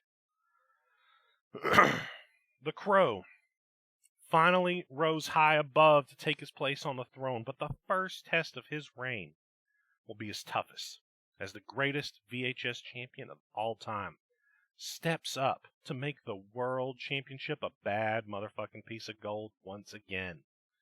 Will Corvus prove himself against the man he could not beat at Red Snow, or will Zero make him a stone-cold punk bitch? Both men are in the ring as the ref is going over the pre-match preparations, checking out the world champ for foreign objects. Of course he's got some. As Zero smirks, he flips Corvus the bird and he rushes forward. The boot process, the assisted super kick. Zero used the referee as a launch pad to knock the Crow's teeth in. As Corvus crashes to the mat, rolling to the outside, rocked and possibly knocked out as the hacker rushes to the ropes, leaping up to the top. Virus detection to the outside. Brutal elbow drop to the small of the back causes cries of agony to wail from the Crow, as Zero peels him up off the floor, throwing him back inside the ring before stalking him slowly, trying to regain his breath after the brutal tag team war earlier tonight. He already had a beast match in the opener tonight, retained the tag titles, as he's going to double up that gold here tonight. Corvus slowly rises up off the mat to one knee. Zero rushes in. 16 gigs of RAM. The Shining Wizard. That one may well be it already as Zero drops down on the cover. 1, 2, but no, that's not going to be enough. Corvus gets the shoulder up. Zero sits up, visibly annoyed, but he still knows that it'll take more than that to put down the world champ as he pulls Corvus up to his feet. Jawbreaker, Corvus out of nowhere. The counter staggers back Zero as Corvus begins to fight back with lefts and rights, backing Mr. Motherfucker back into the ropes before throwing him across the ring. Drop toe hold, the DTH, causes Zero to land throat first on the bottom rope. Corvus springboards off the ropes into the Punk City Killer, stunner out of nowhere, but Corvus bails to the outside. He may have just saved his championship reign right there. Zero just shakes his head, his eyes glancing towards the turnbuckle, but he thinks better of repeating such a risky move, instead watching Corvus like a hawk as the world champion slowly rises, his back to the apron. Zero leans over the ropes, trying to pull Corvus back into the ring. Kabong! Steel chair to the skull! Corvus caught Zero out of nowhere as the hacker slumps over the ropes in a daze. Corvus leaps up to the apron and sizes his challenger up for a moment. The cut, throat, driver, to the outside. Zero crashes hard on the outside. Corvus rolls through from the Hurricane Rana as he pulls the dazed hacker up, gripping him by the back of his head. As he rushes forward in the direction of the turnbuckles. Drop toe hold onto the steel steps, that's two of them. Zero counters just in time as Corvus's head cracks against the metal, opening up a small cut on his forehead. Zero gets to his feet, shaking the cobwebs away before pulling Corvus up, rocking him with a brutal headbutt before lifting him up high. Apron power, no! Corvus saves his spine from the agony of the hardest part of the ring, grabbing hold of the ropes and stopping Zero's momentum. The hacker tries to power Corvus down, but a flurry of lefts and rights leaves Zero groggy as Corvus manages to pull himself onto the apron. Zero tries to grab Corvus again, but a hard kick to the jaw rocks him before the crow slingshots off the ropes. Poison run on the steel steps. Jesus fucking Christ. Zero may well be dead here, completely limp on the steel, as Corvus rolls his dead weight into the ring before dropping down for the cover. 1, 2, Zero kicks out. It may well have been on instinct alone, as he's still dazed and confused on the mat. Corvus takes advantage and pulls the hacker up. He begins peppering him with an onslaught of blows, throat thrust, palm strike, jumping elbow strike. It's the murder of blows. Zero's out on his feet as Corvus grabs him for what looks like an STO before spinning his arm around and spiking him into the mat with a vicious DDT, the Midnight Shadow. That very well could be it there, but the Crow wants an emphatic victory here as he backs off, sliding down to the mat as he slowly stalks Mr. Motherfucker, looking for that one final killing blow. Black hands, absolute motherfucking Zero. Zero with the goozle, the choke slam out of nowhere. All of Corvus's wind taken from him. As Zero quickly drops down, he wraps his arm around Corvus's head. The Bionic Vice that won the tag titles earlier. Will it win him the world title here? Corvus screams out in pain, the pressure of the lock squeezing, opens up the cut once more as blood oozes down the forehead of the world champion. He's desperately scrambling for the ropes, but Zero pushes him away. He crawls back to the middle of the ring, rears back even tighter. The Crow can't even see through the blood. He's trying to fight, and Zero's grip is almighty strong as he slowly begins fading away. The ref lifts the arm up in the air once, and it falls once. It falls twice. No! The champion's hand raises high, refusing to stay down and lose this way. He fought so hard and so long to be the world champion. He won't give it up this easily. Zero clamps down with all of his strength as Corvus goes for the ropes, before Corvus, with a guttural roar, grabs a hold of the bottom rope. He broke the hold. Corvus survived the vice, but he's breathing hard and barely able to get to his feet as Zero backs up. He's looking to increase Corvus's memory with a little bit more ram. The Crow goes to one knee as Zero rushes forward. Dagger to the arm. Zero staggers back, staring at his arm in puzzlement as we seize in Corvus's fatigue. He nailed the wrong arm with the paralyzing agent. Zero chuckles at the dagger embedded in the metal for a moment before the Crow chuckles back, clicking his fingers. The knife explodes with a mini EMP pulse. Zero collapses to one knee. His right arm is made useless, temporarily disabled thanks to the crafty Crow, as he can barely register, let alone defend the running roundhouse kick to the jaw that damn near knocks him out cold. Zero is rocked as a brutal headbutt rocks him before he's spun around. The garrote, no! Zero grabs hold of the ropes nearby, stopping the submission attempt, but Corvus is determined, releases an onslaught of strikes to the back of the head. Before a spinning elbow that has the hacker seeing stars, Corvus slips underneath the neck. The garrote, no! Or no, he does do it. Zero is slowly choking Zero out from behind, but he can't quite drop him into the body scissors. Zero fights as Corvus unleashes knee after knee to the kidneys before he does finally drop to the mat. But Zero's got the ropes. He manages to roll backwards into the pinfall attempt. 1, 2. No, Corvus breaks the hold. Wait, Punk City Killer. Out of nowhere. He's completely exhausted. He drops to the mat right next to the Crow, and they lay there for moments. The sheer physicality of this match takes everything out of both men before Zero finally manages to roll over and lay an arm over Corvus for the counter. 1, 2, is that gonna be it? Could it be it? No. 2.99 repeating, of course. Corvus is kicked out. The delayed cover could have cost Zero here, as it gave Corvus just enough time to recover. Zero gets to his feet first, feeling out his right arm, which is slowly coming back online. As he looks over the recovering champion, wondering how he can beat him, his eyes go to the turnbuckles. Could Zero take a page out of his friend's book to become world champion here? He slowly walks over the ropes. He climbs a turnbuckle. He's begging Corvus to get to his feet. The Crow does get to his feet, stumbling. Zero flies, the dancing flames. No, Black Hand's blade. The RKO out of nowhere. RKO out of nowhere. Corvus dives onto Zero for the cover. That has to be it. 1, 2. Could this be it? No, foot on the ropes. The referee stops the count at the last possible millisecond.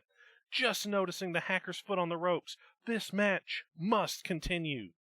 Corvus slowly gets to his feet, shaking his head in disbelief as he doesn't know what else he can do to beat Zero, who's using the ropes to pull himself to his feet. The Crow motions for Zero to come get some, a motion that Zero responds to with a double bird. They rush in, right, left, they're exchanging blows. Corvus ducks a roundhouse. He flips him into the Corvus kick. Zero's into the ropes. Firewall clothesline for response. Zero's down. Staggering back to his feet into a kick to the gut. He goes for the Punk City Killer. Zero slips out, leaps up high. Black Hand, no. Zero pushes off, sending Corvus flying into the air. The Crow lands on his feet, rolling through. Boot process, a second one. And a third, 3 of them. It's a motherfucking super kick party with one dude. Corvus is dazed. Zero the ropes. He springboards. 16 gigs of RAM. The Shining Wizard. That may well be it, but Zero knows he needs to double tap that Black Hand asshole to make it truly stick. He stalks from behind. He goes for the 32 gigs of RAM. The boom. The Shining Wizard to the back of the head. Corvus is out. Goddamn cold, and Zero turns him over. Collapses for the cover. Is this it? New world champion. 1, 2. Could this be it? 3? 3! We have a new world champion.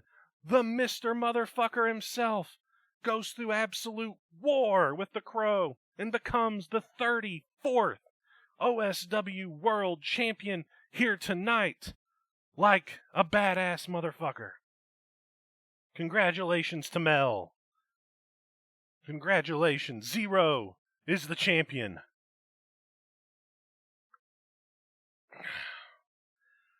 But how long will Zero be the champion? Could he lose the championship?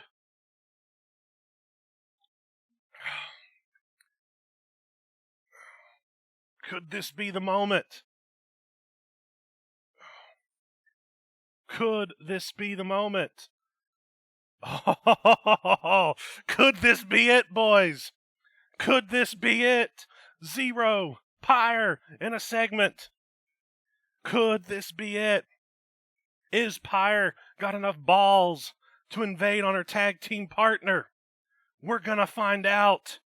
We're gonna find out. Zero is the world champion. By God, what a performance. He slumps back to the ropes, holds the title in the air. Darkness hits. And here comes Pyre. Her song's hitting the ring. She's coming. The briefcase in her hand. Zero is not sure what's happening. Is she invading? Is she invading on her own teammate?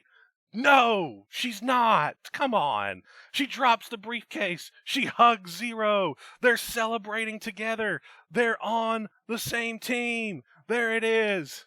What a swerve. But when she turns around, Zero's not there. What the fuck just happened? Zero's not standing. He's down on one knee. Holy shit. Holy shit. It's always been rumored, but never confirmed. Zero is on one knee. And he's got a ring in his hand. The ring of dreams. He's offering Pyre a hand in marriage. She doesn't know what to do.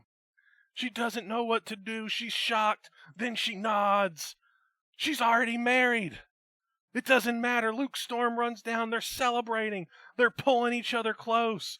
But there's that son of a bitch, Simon, who hums everybody. The voice of the Taskmaster clears his throat, and it echoes, and all three members of the bad motherfuckers have to turn their attention to Simon. That's utterly adorable, isn't it? But aren't you guys forgetting something? He flashes his ring finger to the camera. You're not getting married anytime soon, folks. No, not anytime soon at all. Simon chuckles, but don't worry, Zero. I'm sure there's some kind of arrangement we could come to. Once I'm done beating the snot out of Luke Storm, it's your turn. Perhaps we could, work something out. I guess Simon's into that Jim Cornette stuff. The Taskmaster laughs once again, tossing the microphone down as boos echo throughout the arena. Lambs to the Slaughter's up next. But this war between BMF and Simon has some way to go. Well, hot damn. Confirmation that Pyre and Zero are an item.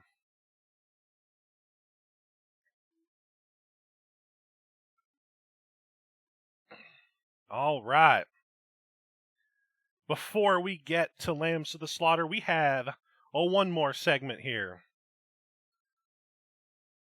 entitled The Shackles of Glory. One more segment before we get to our main event. We're in the middle of nowhere, overlooking a beautiful field of flowers, and a man sits upon a bench. There's a slight breeze in the air, swaying the back of his jet black hair. He says nothing at first. He just looks out into the beauty before him. But silence can't last forever, not even here. I've got a wife now. Can you believe that? He chuckles. It all started off like a bad John Wick meets Batman fanfic. Face-painted vigilante tangles with the underworld, viewing it as a divine duty, volunteering for a necessary task because anyone else would suffer more. I was the poster boy for the manifestation of destiny. I was defined by what I was. I even made a foray in old school wrestling, trying to achieve my destiny in another way. Fighting crime not by searching dark alleys, but by being a symbol under the spotlight. It didn't work out so well.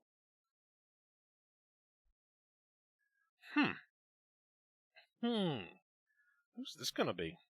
He pauses while he contemplates. And here comes the Wick part. I made a lot of enemies, but Kendall Smith, nobody knew who he was. Nobody cared until one solitary slip-up. One time I acted on impulse, just walking my Cujo down a county path till I saw some poor thing in the receiving end from, well, I don't even know. Boyfriend, dealer, pimp.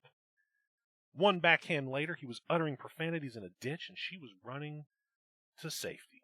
The thing about Kendall is, nobody's scared of him. The next day, I woke up with a dead dog, 9-inch nail through the skull. That night I went to drown my sorrows, hoping that somehow they'd drown me. I wanted a fight.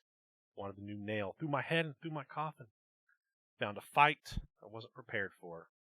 The wind blows a gust and interrupts him, so he pauses, shuffling in his seat.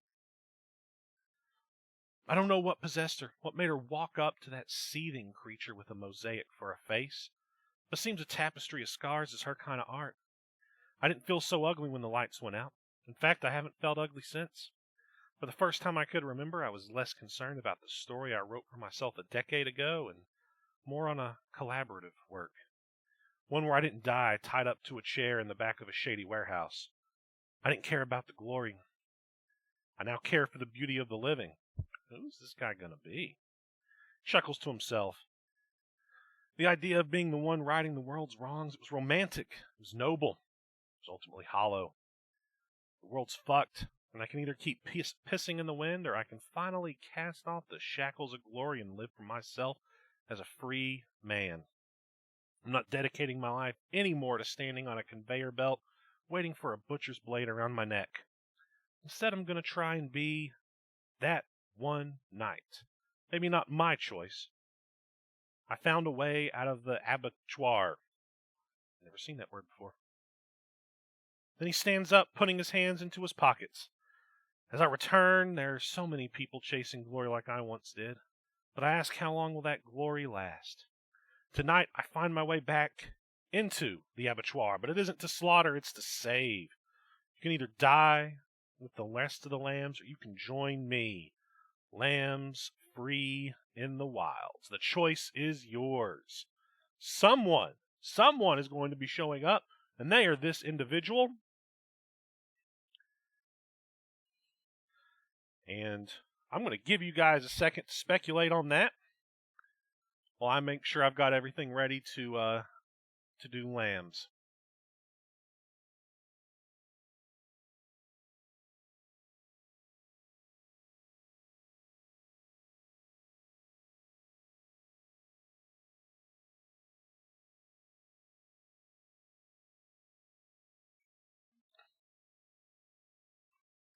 All right. I'm curious as to who this is.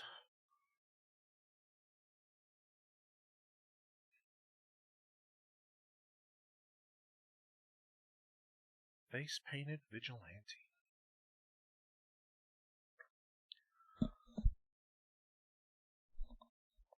Okay, cool.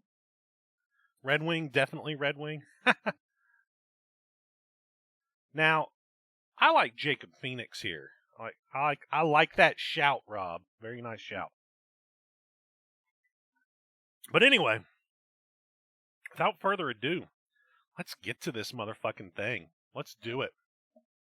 Shall we? Who's ready for lambs? Who is ready for lambs? Let's hear it in the chat.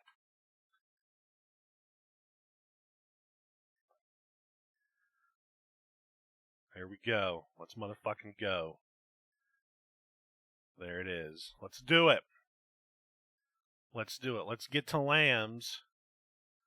But first, a brief interlude.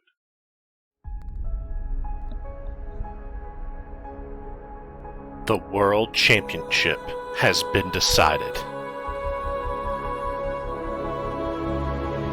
Now it's time to find out who will face them at Ring of Dreams.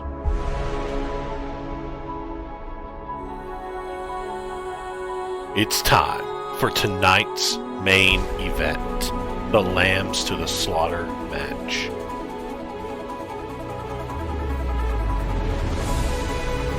Two competitors start. Every 2 minutes, a new person enters.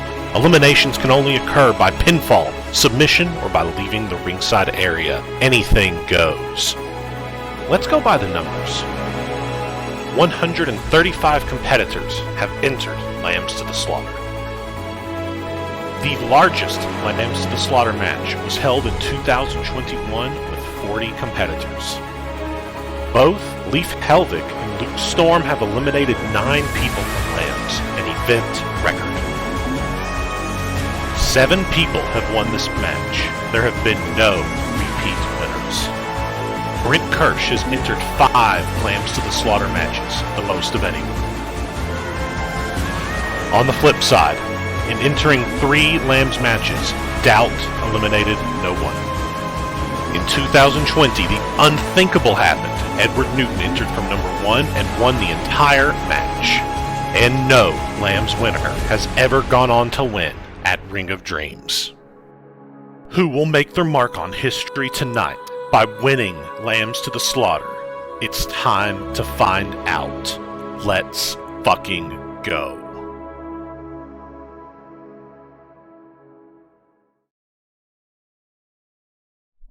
All right, there we go.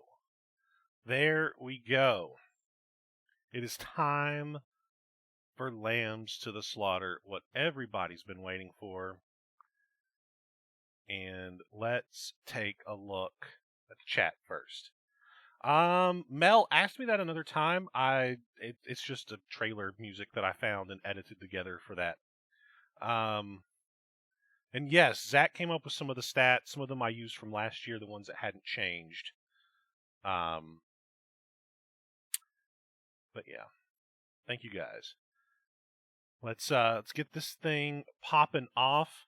Hopefully everything will work with my spreadsheet. We'll see in a second. As far as it showing where everybody enters and is eliminated and all that, it should, because I didn't mess with it since I used it last year. All right, let's go. Lambs to the Slaughter match. He's not kidding when he says 11K. If you want to know, I'm looking at the scroll bar right here on the show, and this match is roughly half of the scroll bar on the screen. So it's gonna be a long one, folks. Get settled in. We've been here 2 hours. Let's see if we're here another 2. Let's do it. Lambs to the Slaughter. Let's go over the rules. 20 people. 20 of Old School Wrestling's finest, enter at 2-minute intervals until all 20 have entered the match. Eliminations are by pinfall, submission, or a knockout. Anything goes. Anything. The winner of this incredible match will go on to face the OSW World Champion, who we now know is Zero, although there is certainly opportunity for that to change, at Ring of Dreams number 8. So without further ado, let's get started on the 8th Pandemonium Lambs to the Slaughter match. All right, pretty excited for this. I know there were more than 20 entrants, so if you didn't make the match, just know that doesn't mean you suck. Just means that there were people better. I am feeling that way myself. All right, who's up first? Banzan is in first. Boom. Banzan is in first.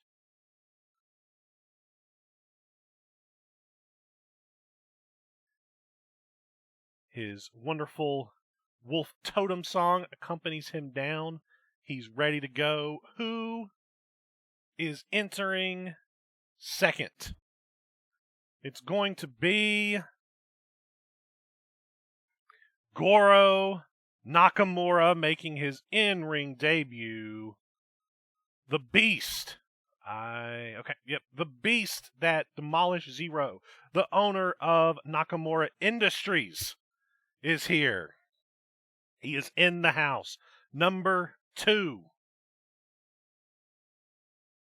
He comes to the ring accompanied by the wonderful sounds of Majina Hanashe by Hideyoshi. Look that song up. It's actually pretty entertaining. It's a good song. I like it. Here we go.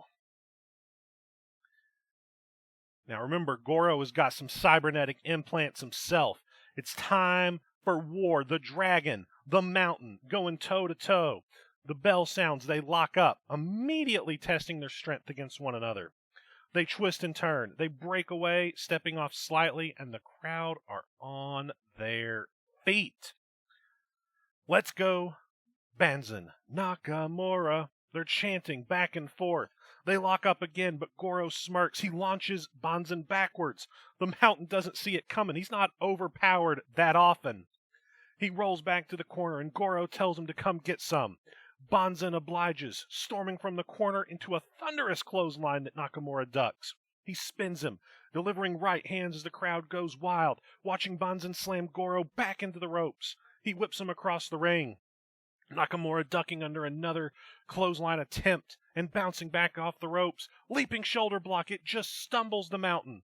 Banzan shakes his head. Tiger Claw, the 5-point palm strike. Down goes Goro Nakamura. The fans roar as Banzan leaps into the cover. 1, 2, gorilla press kick out. Holy shit, what power. Bonzen got thrusted across the ring and can't believe it. It's rare that anybody manhandles him the way that Goro Nakamura has tonight. And the buzzer sounds. Who's it gonna be? The Generation Kid. The Generation Kid at entry number 3. I need to make that just a hair bigger. Actually, you know what?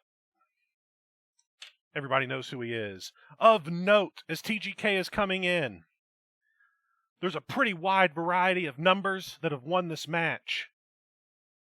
But the only number of entry that has won the match more than once is entry number 3. In 2017 and 2021, the winner won from number 3. Here we go. Coming to fight two bears, yes. I don't know that this will go well for the kid. Here he comes, though. He gives the audience a wave. He takes a deep breath, runs down the ramp, slides into the ring to the sounds of the touch by Stan Bush, and gets hit with the Kinshasa, the MAGA. Banzan almost takes his head off. TGK enters the ring and gets fucking annihilated. Because, Damo, I want to make the doubt thing into a meme until you come back with doubt, which I guess you can't anymore. So hopefully you're doubt in this match. He rolls to the outside, holding his head and kicking his feet off the floor in agony, as the Mountain turns his attention back to Goro. The Dragon, meanwhile, is back up to a knee. Low blow to Bonzen. The Mountain drops to a knee, only able to watch as Nakamura bounces to the ropes and comes back with a brutal knee strike to the face. The fans boo, but that doesn't stop him.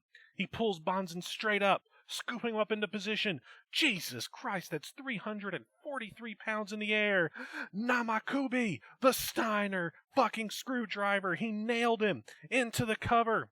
1, 2, 3. No, Bonzen kicks out. Goro's back up to his feet. He runs the thumb across the throat. He stalks Bonzen, going for the end, but there's TGK. He's on the apron. Goro's got him. Over the ropes. Tatsu! The belly-to-belly suplex. From the apron. Into the ring. The Generation Kid may be broken the fucking half. Nakamura storms across the ring, but TGK shows incredible ring awareness. He rolls to the outside. That may have just saved his elimination. He's tried to get involved twice, and twice he's been on the receiving end of punishment. Then the buzzer goes off. Who is number 4? It's Luke fucking Storm. He's number 4 in this match. Here he comes, Deep Purple Stormbringer. It brings Hollywood Luke Storm down to the ring. The real deal. He rolls onto the bottom rope and pops back up, immediately ducking a clothesline by Nakamura. He rushes into the ropes and comes back, goes for the crossbody, but Nakamura catches him. Follow-away slam to Luke Storm. Storm rolls to the outside, thumping on the floor with a thud. Goro finally decides to exit the ring, getting onto the ring apron, dropping off with a double axe handle across Luke's back, sending him back to the floor as he tries to rise. Goro rolls back under the bottom rope. Basement drop kick. TGK, the kid, is back. He nails Goro with a drop kick that sends him back onto the bottom rope and to the outside with Luke Storm. Both get back to a standing. No, Tope Suet, no! The 80s kid thought better of it. He stopped at the ropes. Luke grabs Goro, runs him straight into the ring steps, while Bonzen rolls up TGK. Will he be the first one out? 1, 2, 3, no! The kid kicked out. He's not out yet. Hollywood Storm begins bouncing Nakamura's head off the ring steps. Smashing him as hard as he can. He finally stops, pulling the Dragon away. T-bone suplex on the outside. The collective leader slams into the concrete floor with a thud, rolling away in agony. And the buzzer goes off. Who's number 5? It's Viper Roberts. It's old Vipe himself. Viper Roberts is entering the ring at number 5. The electric guitar hits. Here he comes. He stops just as Luke Storm's back to his feet, and he spits the snake oil into Luke Storm's face. Son of a bitch. Roberts grabs Storm by the head and immediately runs him into the ring post, slamming him off face first. Bonzen is now on the outside, too. The head snake rounds the corner and doesn't see him. The Maga, the Kinshasa to Roberts. But no, Vipert stepped around the ring post, and Bonzen got nothing but steel. Holy fuck. Vipe goes under the ring, grabbing out a steel chair. He places it around the knee of Bonzen, who just collided with steel. What's he thinking? This can't be good. But here comes Goro Nakamura. Goro grabs Roberts from behind and runs him straight into the ring post. The Dragon is up on the ring apron. Knee drop to the steel chair across Bonzen's knee. Holy shit, he may have just broken his leg. Bonzen is howling in agony. Nakamura gets up back now to check the damage, realizing that Bonzen's knee is now protruding from his fucking leg. The Dragon grins, but low blow by Viper to Roberts, by Viper Roberts to Goro Nakamura. As referees tend to Bonzen and his broken knee, we hear that fateful sound. Who's it gonna be? The buzzer goes off. Who's number 6? Number 6 is Sir Renault. He ain't dead, folks. Sir Renault's alive. And here he comes. It's Darth Jesus himself. He's there, leaping clothesline to Viper Roberts. Down goes the head snake. Goro's still down on his knees from the low blow. Renault's back up to his feet, shining wizard to the back of the head of Nakamura. Darth Jesus might be feeling the effects of last week's drop, but he's not showing it. He immediately goes after the Generation Kid. They begin trading right and left hands on the outside. Renault taking control and backing TGK into the barricade. He lifts him up, chest first across the barricade.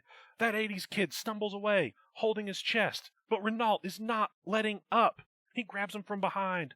Rolling German suplex on the outside. Half Nelson, the bridging Dragon suplex. The Holy Trinity. The Generation Kid has been fucked up, ladies and gents. Renault's back to his feet, right into Goro Nakamura. Another Tatsu, the belly-to-belly suplex. The Dragon plants him on the outside. What a debut from Goro Nakamura. He gets back to his feet and takes a steel chair to the skull from Hollywood Luke Storm, baby. Another 3, 4, 5. The chair is bent to fuck, and Goro Nakamura is on his knees. Storm measures him up. Lightning strike to the kneeling Dragon. The Tempest throws his arms into the air for applause. Soak it in, baby. But Viper Roberts is waiting. Belt to the face. Good God. No, it can't. No, he committed the cardinal sin. He broke Luke Storm's glasses. As they fall from his face and hit the floor, Hollywood's expression turns from arrogance to sheer fury. Robert swings the belt again, but Luke catches it. He wraps it around his hand and pulls Roberts in. Yes, those are $500 sunglasses, you asshole. Right hand with the belt to the face of the head snake. Viper stumbles, so Luke wraps the remaining belt around his neck. Codebreaker, the downpour to Viper. The buzzer sounds. Who's it gonna be at number 7? It's gonna be Sigil. The Collector is here. There are still no eliminations thus far.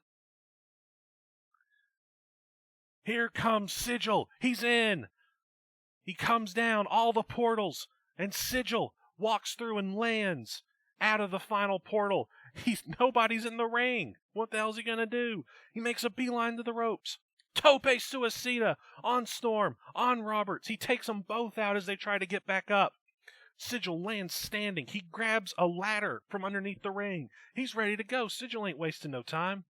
Sigil quickly places it as a bridge across the ring apron and the barricade. But there's Sir Renault. Renault spins him, grabs him by the head, and takes a run up. Ladder, bridge, clothesline to Sigil. That damn near took his head off. The Last Crusader pulls Sigil back to his feet, pulling his head between the rungs of the ladder. And placing his arms at either side, the Collector now rests in the gap. Renault backs up. Oh no, Renault runs towards the ladder. Doc Brown's DeLorean, the spear from the Generation Kid. He ran across the apron, leapt into a brutal spear. It took down Sir Renault. The crowd is chanting, holy shit. They're on their feet. TGK, of all people, surely saved Sigil from a terrible fate. The Collector, meanwhile, realizes where he is, and here comes Goro. Sigil takes the ladder off the bridge. Helicopter ladder, but down goes Goro. He presses the ladder off, and above his head, dropping it down across Nakamura's back. We're 7 participants in and not one single elimination yet. Viper Roberts, meanwhile, stalks Bonzen.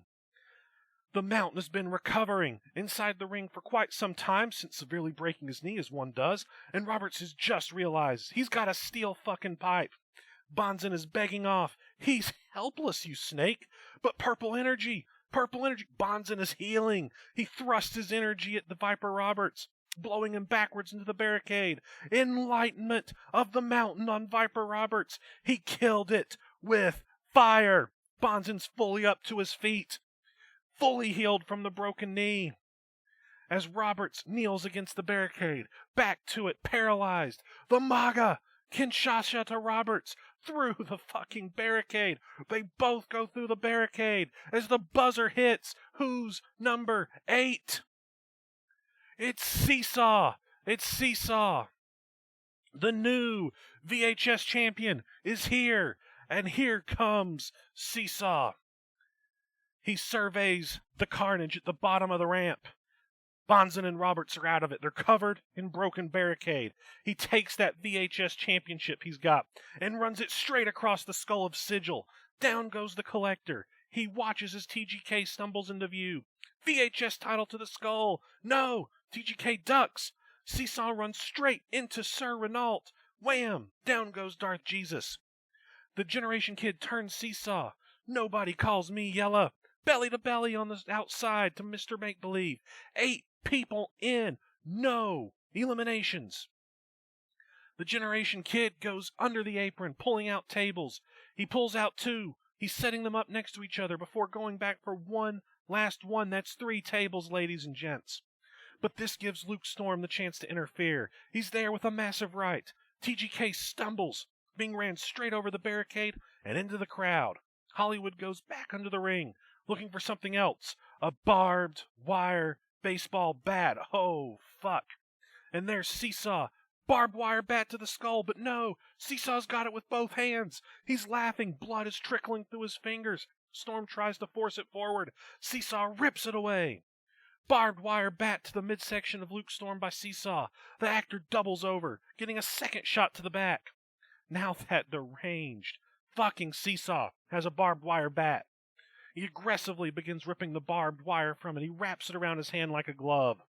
Barbed wire hand to Nakamura. Shot to Sigil. Sir Renault. It's a Barbie party, baby.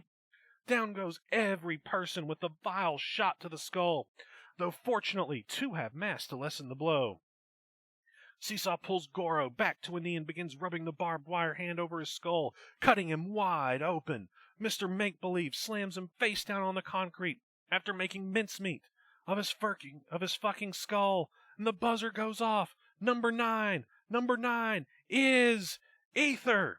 Ether is number 9. Ether is in the match. Here she comes. Here comes Ether. She gets in the ring, but there's nobody there. She hops onto the ring apron. She's targeting Seesaw. Running. Huracan Rana to Seesaw. Entry number 9 is bringing the fire. Ether's back to her feet. She takes her roller skates off. She knows she needs to be on solid footing for this one. But wait, she's got one on each hand. Storm's back to his feet. Roller skate to the skull. Right hand skate. Left hand skate. Right, left, right. Storm's on jelly legs. TGK's on the barricade. This doesn't look good. The Karate Kid to Luke Storm. Leaping, kick to the face. Takes down the bad motherfucker. That 80s kid gets back to his feet to see Ether running at him. With the skate in hand, he ducks under, drills her with a neck breaker straight to the floor. The kid grabs Luke, rolls him onto one of the tables before grabbing Ether. He rolls her onto the other. He's got a wild idea. But wham! From behind with a steel chair is Sir Renault. Renault grabs slams the chair into the back of Generation Kid and immediately drops it, grabbing TGK and rolling him back into the ring. He follows, but there's no cover planned. TGK gets back up. The last crusade, the crucifix powerbomb over the top rope. Oh my God, the release. Crucifix powerbomb over the top rope onto Ether and Luke Storm, straight through the fucking tables, and the crowd chants, "Holy shit! Holy shit! Holy shit!" Sir Renault has destroyed the Generation Kid. But wait, Roll up from behind. Sigil with the first cover of the match. 1, 2, 3. No! Kick out by Renault. That was close. The Collector gets back to his feet. He demands that Renault joins him, which he does. Planeswalker! Drop kick into the corner with such power from Sigil. Renault is done. He's surely done. But here comes number 10. It is Sir Gable. Sir Gable is here at number 10, and that gives Vikra 2 entrants in the match. Here he comes.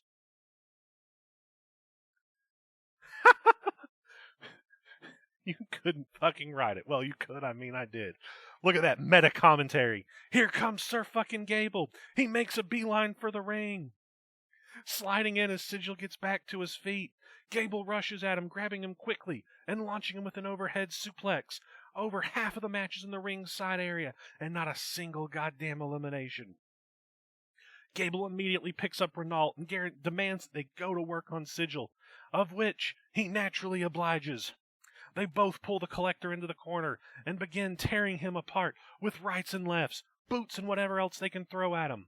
Renault grabs him by the head as Kale backs up. He throws Sigil forward. Gold Rush to the lifting spear, but no! Sigil portaled out! And Gable spears Renault. Holy shit, Gable spears Renault. The Collector throws Gable off and covers. 1, 2, 3. No! No, I just spit all over my screen. It was a kick out. On the button, Renault kicked out, but Seesaw is back. Seesaw's back in the ring. He decks Sigil with a clothesline as he gets back to his feet. He goes after Gable, dragging him onto his feet, into the torture rack, the big wheel, but Renault stops him with a kick to the gut. Gable off the backstabber. Seesaw bounces up, straight into Renault. Package, pile driver. They call that the Sin Breaker. Cover on Seesaw with the Sin Breaker. 1, 2, 3. Seesaw is your first elimination. Seesaw is the first elimination from Sir Renault. The first elimination. The VHS champion has been eliminated. Vikra, they're responsible for our first elimination in this year's Lamb to the Slaughter. And what a fucking coup it was. But they're not alone any longer. TGK unwisely rolls under the bottom rope, uses the ropes to get back to his feet. Gable looks at Renault. Renault looks at Gable. Then they laugh. Then the cell starts lowering. The cell? There's a cell here? What the actual fuck is going on? What is happening? A cell is lowering. It's Renault, Gable, and TGK in the ring. The buzzer goes off. Who is it? It's Vigor. Vigor is here. He is entry number 11. Entry number 11. All right, here he comes. He slides into the bottom rope. He barely made it in as the cell lowered. Why is the cell being lowered? TGK has got some backup. All four men storm one another. They're slamming together in a cacophony of violence. Heaven in a cell, boys. Already people around the ringside area are noticing this isn't going to be good. Luke Storm heads up one side. Ether heads up another. Goro Nakamura, Sigil are on the other side. Everybody's climbing towards the top of the cell as Vikra and Rainbow Party do war in the middle of the ring. Luke Storm and Ether atop the cell are battling. Goro and Sigil make it too. They're all slugging it out. It may not end well. Vigor sends Gable into the cell wall. Renault sends the kid into the cell wall opposite, and they face off in the middle of the ring. It's back to the way it was at our last event. The tension built to a fever pitch. Vigor right hand, Renault right hand, or left hand, right, left, they're exchanging punches. Knee by Renault, knee by Vigor. They get back to a stand, they hit the ropes. Vigor ducks a clothesline, springboards off the middle rope. Tornado, no! Renault throws him off, but Vigor lands on his feet. They go again, this time locking up. Renault takes control, swinging behind the Prince. He runs him into the ropes, but Vigor holds on, sends Renault sprawling backwards with a roll. They turn to meet once more. Double clothesline. What a sequence, what a war. Ether, meanwhile, is down on the roof of the cell. Luke Storm is climbing the cabling in the corner. What the fuck is he doing? What the fuck is he doing? Is he fucking mad? Ether's up. Blockbuster to Ether. They both drive into the cell roof with a thud. Jesus Christ. Goro Nakamura has Sigil down. He trundles across the cell to Ether. He pulls her up to the center. What's he thinking? Steiner screwdriver! Namakubi through the cell roof! Holy shit! Oh my god! She's gotta be dead! She's gotta be dead! Goro Nakamura just Steiner screwdrivered Ether 20 feet through the cell to the canvas! Holy shit! Ether's gotta be dead! This is awesome! Is she dead? Holy shit! Ether stirs just enough to let us know that she's alive. But Goro isn't in much better condition. He could have a fucking broken tailbone. He rolls away while the Generation Kid crawls into a cover. 1, 2, and 3. You could count to 1,000. It was always going to take something special to put Ether down. And by God, that was brutal. Ether has been eliminated. Not by Goro Nakamura, but by the Generation Kid. Holy shit. There it is. Ether is out. Who is entrant number 12 of this anarchy? It's Kane Nightlord. Kane Nightlord, the vampire, is in the house. Kane Nightlord is here. Here we go. He takes the time to go through his full entrance. He gets inside. He enters the cell. He goes right after Gable, clobbering him with a clothesline. He quickly turns to see Renault running in his direction, ducks a wild right hand, turning him inside out. Night Raid, spinning unprettier to Renault. Nightlord swivels back to his feet as Banzan trundles through the door. You? He roars. We saw earlier, Tenchu was found dead. Banzan wants answers. The mountain storms across the ring, and both he and Kane start going toe to toe. Rights and lefts are traded before Sir Gable and Sir Renault are back in the action. Kane is taken away by Gable. Banzan is taken away by Renault. Blood driver to Sir Gable. The Steenbreaker. The Duca. The Saito suplex to Sir Renault. Both Banzan and Kane get back to their feet, once again locking eyes from across the ring. The mountain runs at him. Maga, the Kinshasa. No, Nightlord rolls out of the way. Banzan crashes and burns. Gable's back to his feet. Night Raid, the spinning unprettier to Gable. He covers Gable. 1, 2, 3. Kane Nightlord has eliminated Sir Gable. There it is, ladies and gentlemen. Sir Gable is out. Kane Nightlord with the elimination. Meanwhile, we're back on top the cage, and Sigil has Luke Storm. He's teetering on the edge. Right hand, right hand, right hand. Storm is about to go. He's about to go, but he spins it. He turns and tosses Sigil straight through the fucking air like a goddamn lawn dart. The Collector's gonna crash and burn, but no, he portals. He leaps through the portal. He comes out on behind Storm. Spear off the cell. Spear off the cell to the ramp below. These guys have to be broken in half. Spear off the top of the cell to the ramp. They're dead. Luke Storm has gotta be dead. Damn it. They're not moving. They might not move again tonight. As entrant number 13, Unlucky 13, enters the match, and it is the former world champion Corvus. Corvus is here, and he's ready to go. Only Seesaw, Ether, and Sir Gable have been eliminated. There are 10 people in the match. When Corvus' smoke bomb clears, he's immediately ducking a clothesline by Kane Nightlord. The Black Hand's blade. RKO to the vampire. He covers. Is Nightlord out? 1, 2. No. A kick out by Kane. Corvus is back to his feet. There's Viper. Viper Roberts. He wants his revenge from earlier. Kick to the gut. The DDT owed to the snake, but no. Corvus blocks it. He pushes it away. Corvus kick. Flash kick to the skull of Roberts. It stumbles him backwards into Vigor. Vim and Vigor. The lumbar check to Roberts. He should cover, but Sir Renault has him from behind, running him straight into the side of the steel. What ferocity! Vigor bounces off with a thud. Rolling backwards, a Generation Kid. Meanwhile's in the top rope. He leaps off. Blackhand's blade. RKO out of nowhere. Say it in the chat. In midair to the Generation Kid. Down goes that 80s guy.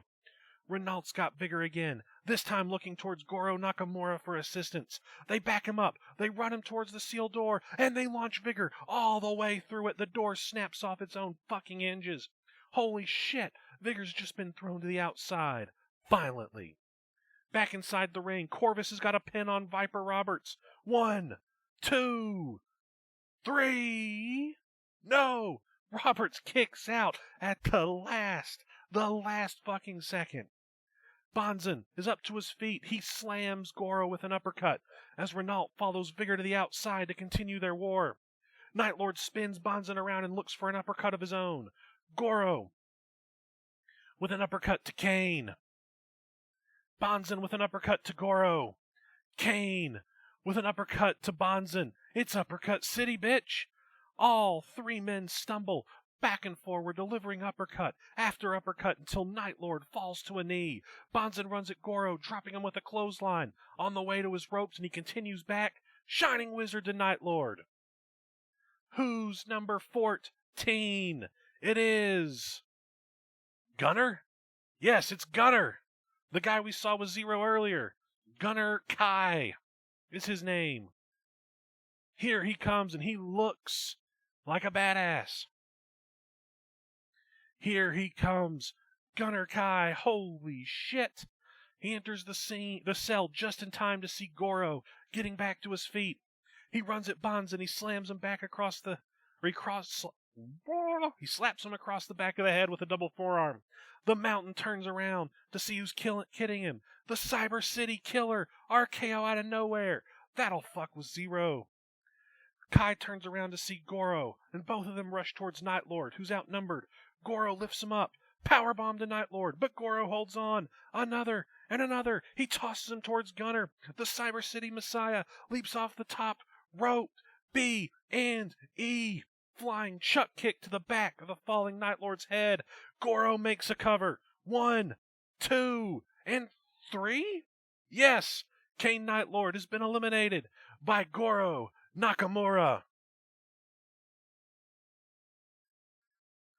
Meanwhile, on the outside, Vigor and Sir Renault have been climbing the cell. They're making their way to the top, and there's no one to stop them. When they reach the top, they immediately begin slugging it out. Lefts and rights, as they battle exactly where they were last week. Who's got the score to settle here? Is it Renault who took the dive, or Vigor who hung? Either way, this doesn't look good. On the entrance ramp, Storm and Sigil have begun stirring. Back inside the ring, and Goro has noticed Luke Storm, which naturally is of great interest. He directs Gunner Kai to go get him, and he obliges, grabbing him by the hair and tossing him back inside the cell. Storm crawls across the canvas to Goro. Don't do it. Who bends down to look at him. Send Xavier my regards, he says with a grimace. He runs to the ropes, but a lightning strike. Luke Storm with a super kick out of nowhere. Goro stumbled. Kai comes in, but Bonzen with the tiger claw. 5-point palm strike to Kai. Nakamura stumbles back towards Luke. Tell him yourself, dickhead. Kick to the gut. Stunner. Gale. Force to Goro Nakamura. And the buzzer goes off. Entrant number 15 is the Impaler. Here comes the Impaler. He is here. Legion has arrived. He's here. The Impaler looks up at the fighting Vigor and Sir Renault, immediately going under the ring and grabbing something that might come in handy. Oh shit, it's a long rope with a noose. The Impaler has got a noose and he's headed towards Vigor and Sir Renault. Once back up at the top, both Vigor and Renault back off, almost as to ask why he's even there. The Impaler tosses the rope between them and backs away, climbing back down the cell. Are you kidding me? Renault rushes for the rope, but Vigor leaps with a fierce drop kick that sends him tumbling over. He looks down at the Generation Kid, who gives him a nod. What are they even thinking? Vigor grabs the noose. He wraps it around Sir Renault's head. Not this again. Darth Jesus tries to fight back, slamming fists into the midsection of the Prince of Party and stumbling him back. Both men are back to their feet now, Vigor ducking under a weak clothesline. He tosses Renault through a gap in the cell. Snap! The noose catches tight. Renault's panic. He's being hung through the center of the cell. He kicks wildly. Vigor holds him with all his might, looking down at the Generation Kid. Vigor drops him. He's caught in position by TGK with the rock bottom. The excellent adventure from the hanging.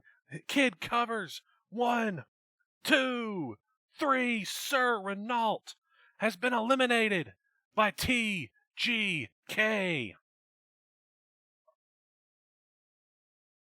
And I realize at this moment that I'm showing the wrong part of the spreadsheet.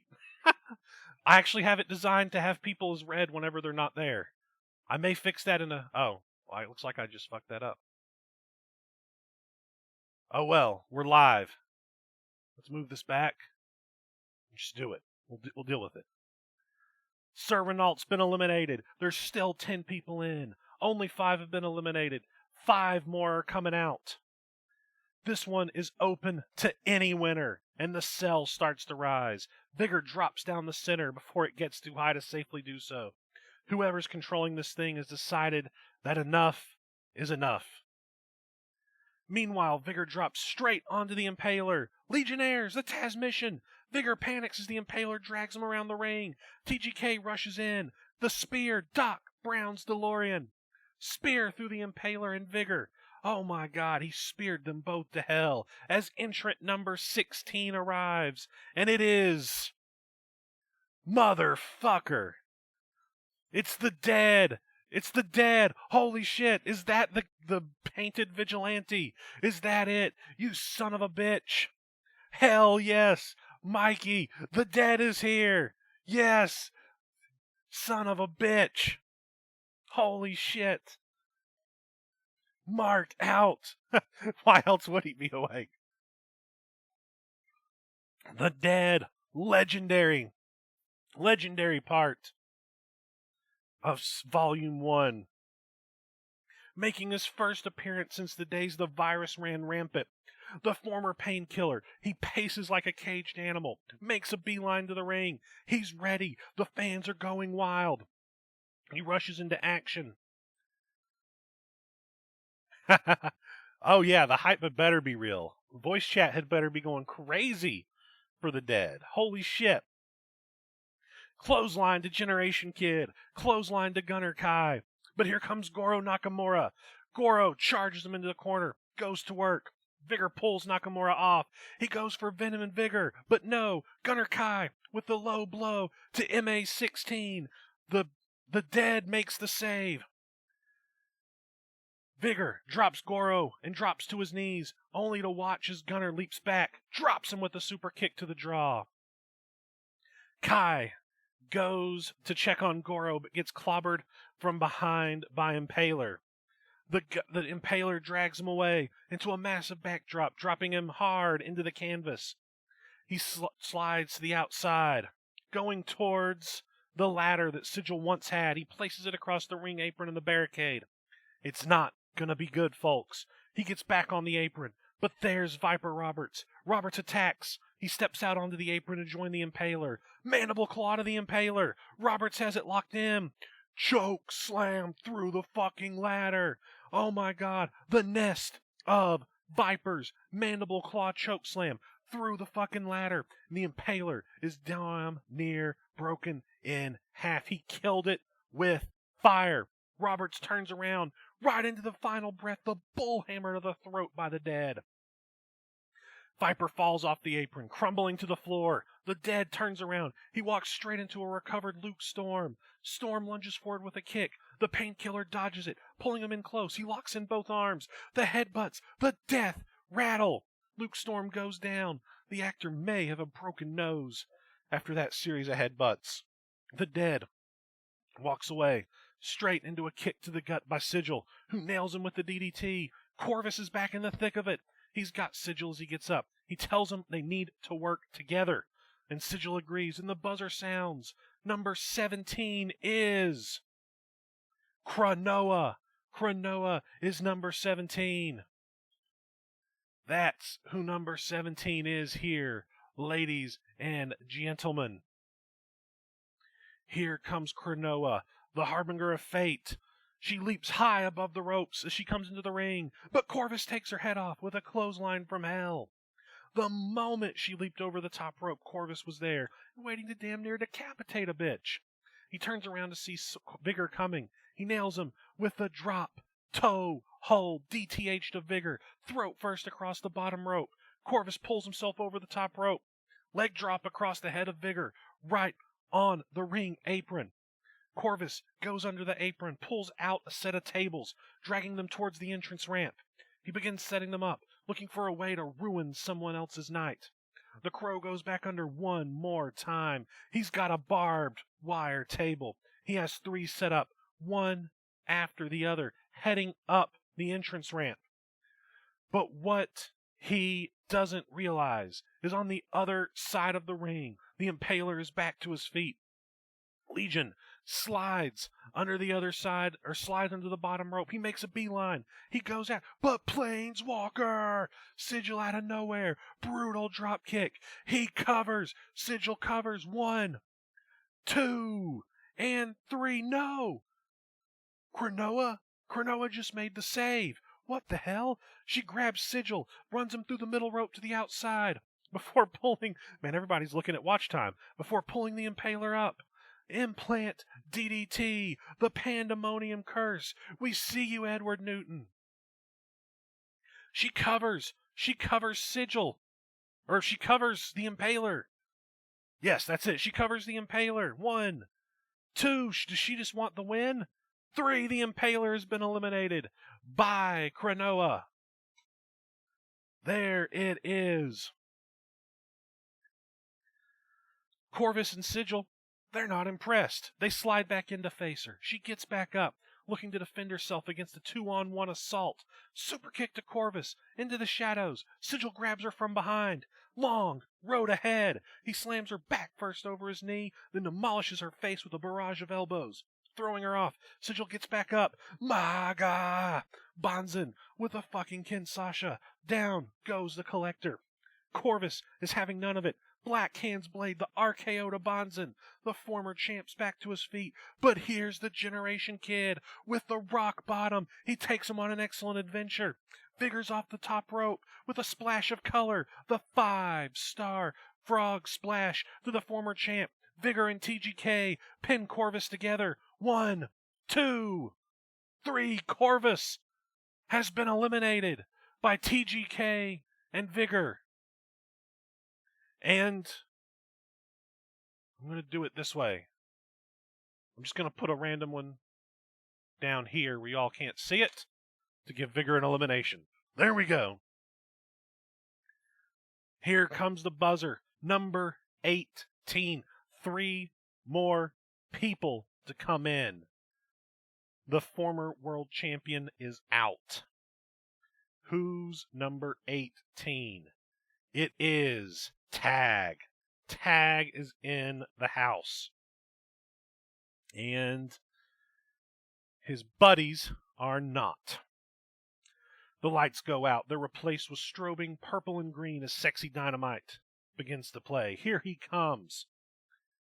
The former champion has been eliminated. 10 in the ring. Another 2 after Tag. Who are they going to be? Vigor and TGK are back to their feet in celebration of that excellent elimination. But here's Sigil and Tag. Both men blindside them, working together to drop Rainbow Party where they stand. And here comes the Dead, tackling Tag to the canvas. Sigil, meanwhile, has the Generation Kid and tosses him over the top rope to where the tables are. What the fuck does he have in mind? TGK has been here since early going, but so is Bonzen, Goro Nakamura, Luke Storm, and Viper Roberts. They must be exhausted. But Gunnar Kai, on the other hand, has got a steel chair. Chair shot to the Dead, to Tag, to Vigor. But wait, the Dead didn't feel it. He stands up. He's looking at Kai with disgust. He's deading up. He's no-selling. Chair shot to the Dead. Another one. He's begging for it. 4. There's blood. 5, 6, 7. The chair's broken, and the dead remain standing. Gunner Kai cannot believe it. The final breath. The bull hammer to the throat of Kai. He stumbles backwards into the ropes and falls forward into an inside cradle. 1, 2, 3. Gunner Kai has been eliminated by the dead. Gunner Kai has been eliminated by the dead. Holy shit. Whew. He may not have felt those chair shots, but that doesn't mean his body isn't hurting in its own ways. He stumbles onto the ropes, collapsing through them to the outside. Vigor is back to his feet. He doesn't notice Viper Roberts stalking him. Snake bite, wraparound neck breaker. He covers. 1, 2, 3. Yes, 3. Vigor has been eliminated by Viper Roberts.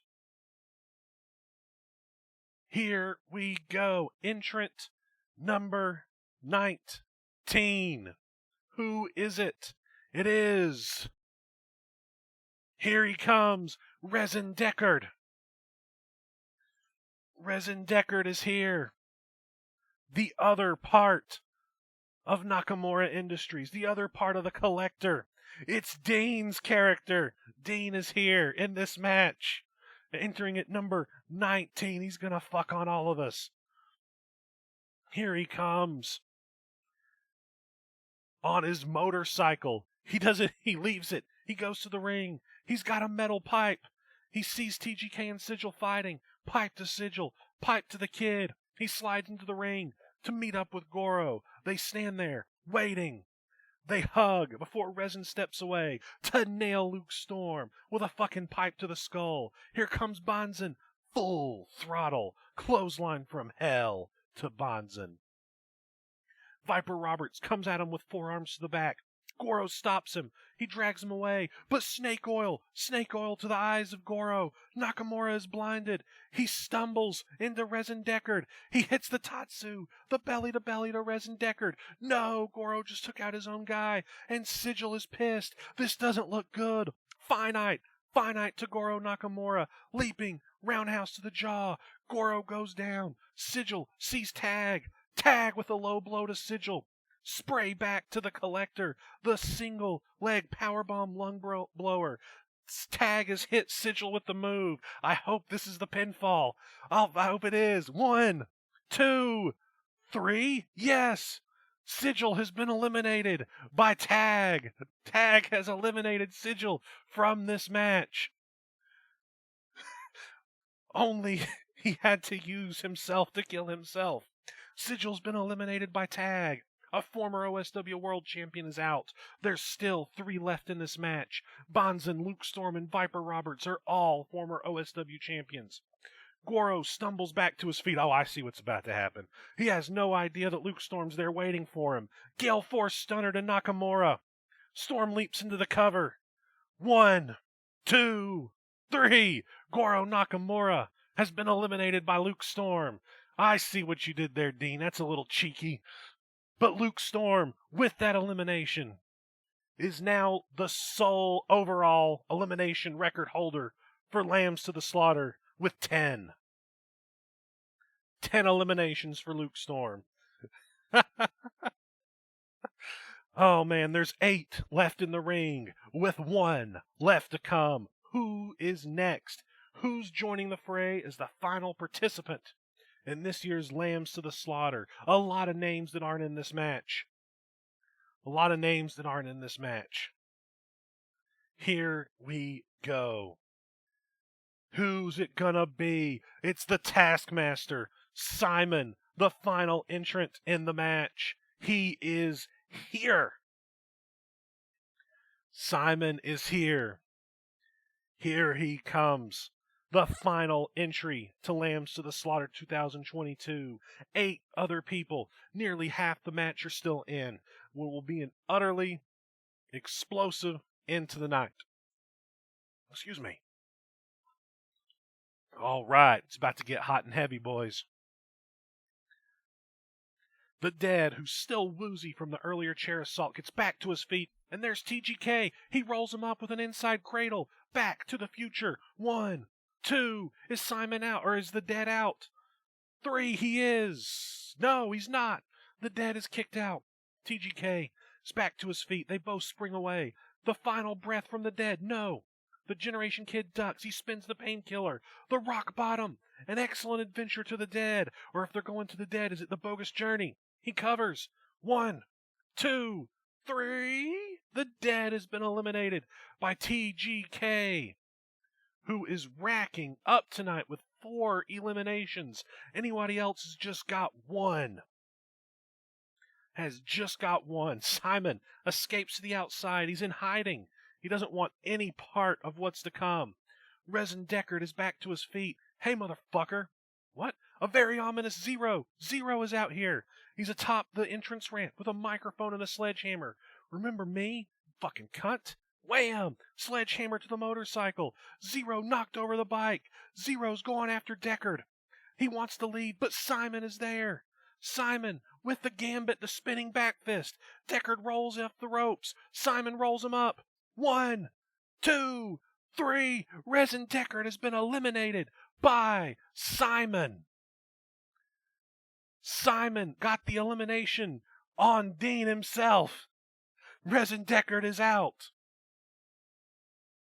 Zero laughs into the microphone as he leaves the damaged bike and heads backstage, and Deckard is out of here. And we quite unbelievably are down to 7. Former OSW World Champions, Luke Storm, Bonzen, Viper Roberts, they're back to their feet. There's a look amongst them, as if something might have just clicked. They walk towards the center of the ring, talking among themselves. This could be bad for everyone. Simon has inevitably left the ring. Cronoa, Tag, and the Generation Kid are there. There's no love lost between Tag and TGK, but if they want to survive, they're going to need to fight together. But Tag pushes Cronoa into Storm. Lightning strike. Down goes the Harbinger. That fucking coward Tag. He turns to face TGK, kicking him low with an awful low blow that incapacitates him. What the fuck is he doing? He turns to Storm, Bonzen, and Viper, offering a high five in celebration. Oh boy. Right hand by Storm. Bonzen with the left. Viper tosses him over the top rope, heading to the outside near the barbed wire tables. Bonzen pulls Cronoa back to her feet. The Duca, the Saito suplex, but no. Cronoa evaded it. Kick to the gut of Bonzen. Cronoa runs to the corner. Up the turnbuckle, she leaps backwards. The coffin drop to Bonzen. That's a page out of Darby Sorrow's book. May he rest in peace. Your demise. Cronoa's back to her feet. Bonzen's up to his knees. Has already been written. The spinning elbow. No! Simon is there. The gambit. Cronoa's dropped. The Taskmaster locks in the figure 4. What the hell? The ultimate opportunist Simon. Checkmate. Checkmate. The Harbinger doesn't have a choice. She taps out Simon with his second elimination. This time of Cronoa. That leaves 6, I think. 4, 5. Yes, 6. Simon gets back to his feet, looking proud of himself. He's been a complete coward, only getting into the match when the opportunity presents it. He swaggers, turning around. Luke Storm! The color drains from Simon's face. The Tempest storms at him, backing him straight into the corner, rights and lefts slamming away as hard as he can. Luke stops, whipping Simon as hard as he can into the corner. Wham! The Taskmaster slams over the fucking corner turnbuckle, and rope with ferocity, landing him on the ring apron. Simon can barely believe the power in which he was almost obliterated there. He's now right by the 2 tables. Viper and Tag are fighting up the entrance ramp. What the fuck is he gonna do? Storm heads out of the ring. He's got Simon up on his shoulder. Knees to the side of the head rock, the actor, forcing him to release Simon, who drops off the apron, falls towards the tables. Blockbuster through one of the tables. Luke Storm just drove himself and Simon through one of the 3 tables. Holy shit. Both men are down. Tag and Viper, meanwhile, are fighting near Resin's down motorcycle. Viper slams him face first into the heated bodywork, calling him to scream. He backs off, walking into a kick. Roberts lifts him up and runs him head first into the fucking backdrop of the stage. Bonzen is now back up to his feet inside the ring, alone with TGK. They were third and first, respectively. I think it should be first and third, respectively. Either way, Bonzen was first, TGK was third. The Mountain grabs the kid and whips him across the ring. TGK baseball slides to the outside to evade. Bonzen rushes over to the ropes. Only the kid is quick and slides back in between his legs. He gets straight back up, drives himself onto the ropes, coming back with a crossbody, but the Mountain catches him. He repositions the Saito suplex. He's going for the pin on TGK. 1, 2, 3. TGK. No, he's not. He's not out. He's not out. He kicked out of that. Bonzen cannot believe it. He's back to his feet, signaling for the end. Here comes Storm and Simon. They're brawling back into the ring. They went through tables and here they are. TGK back to a knee. The Kinshasa. The Maga. No. The kid ducks. No. He nailed Luke Storm. No, I don't like this. TGK rushes into the ropes. The spear. Doc Brown's DeLorean to Bonzen. Holy shit. As Bonzen turned, he got nailed. Simon quickly pulls Storm back to his feet. No. The Simonplex. The Simonplex. I don't like it. TGK covers Bonzen. 1, 2, 3. Luke Storm has been eliminated, but Bonzen kicked out. Damn it! Luke Storm is out. He was eliminated by Simon. That son of a bitch. That son of a bitch. 3 eliminations for Simon now. Damn it. Bonzen is still here, though. The kid is back to his feet. He stumbles backwards into the rope. Simon is up, laughing at Luke Storm, who he just eliminated. TGK rolls him up, though. 1, 2, 3. No! Simon kicks out. He's not done yet. Meanwhile, we're back up at the entrance ramp. Viper Roberts has left Tag a crumpled mess and is making his way back to the ring. There's 2 tables left out there, one with barbed wire on it and one that doesn't have it. He takes down the barbed wire table. He slides it under the bottom rope. Truck fucked. Skateboard to the head. Tag out of nowhere. He was down, and he looked out, but he's clearly far from it. It's not his first time going down, because Viper Roberts just had a fucking skateboard wrapped around his head. Tag picks Viper up and rolls him onto the table left out there, punching away at him. Back in the ring, TGK drops Simon with a thunderous clothesline, forcing him to roll to the outside. Here comes Bonzen. The Mountain runs at the kid with a clothesline, but the kid blocks it. Rock bottom. No. Bonzen elbows out. He can't be lifted. Spaceballs. The low blow to Bonzen. Inside cradle, the Transformers. 1, 2. Is Bonzen out? Is he out? 3. Yes. Bonzen is out. Eliminated by TGK, who has 5 eliminations. The Generation Kid, Viper Roberts, Tag, and Simon are your final 4 here tonight. The Generation Kid, Viper Roberts, Tag, and Simon. Here we go. One of the 4 will headline Ring of Dreams. TGK and Viper were number 3 and number 5. Hey, look, number 3 has been the most won from OSW history. 2 other people won. Last year it was Luke Storm, and in 2017 it was Solomon Rhodes. You got a lot to live up to, kid. But we don't have time from that. Shooting star press from the ring apron. Star fade. Straight through the table. Straight through Viper Roberts. Tag has brutally put himself in Viper through a goddamn table on the outside. Sexy Dynamite is back to his feet, showing the great resilience his age brings, and he's rolling Roberts back into the ring. He's gonna end it. TGK has rolled to the outside. Simon is also on the outside. Both are recovering. Tag can eliminate a former OSW World Champion right here, right now. But darkness. What the fuck? Why do we have darkness? The entire arena has gone pitch black. The lights are back on. It's the Snake. Who's the Snake? We're about to fucking find out who the Snake is. I knew it. Who's it gonna fucking be? It's Viper Roberts Snake. Holy shit. He stands opposite Tag with the steel chair.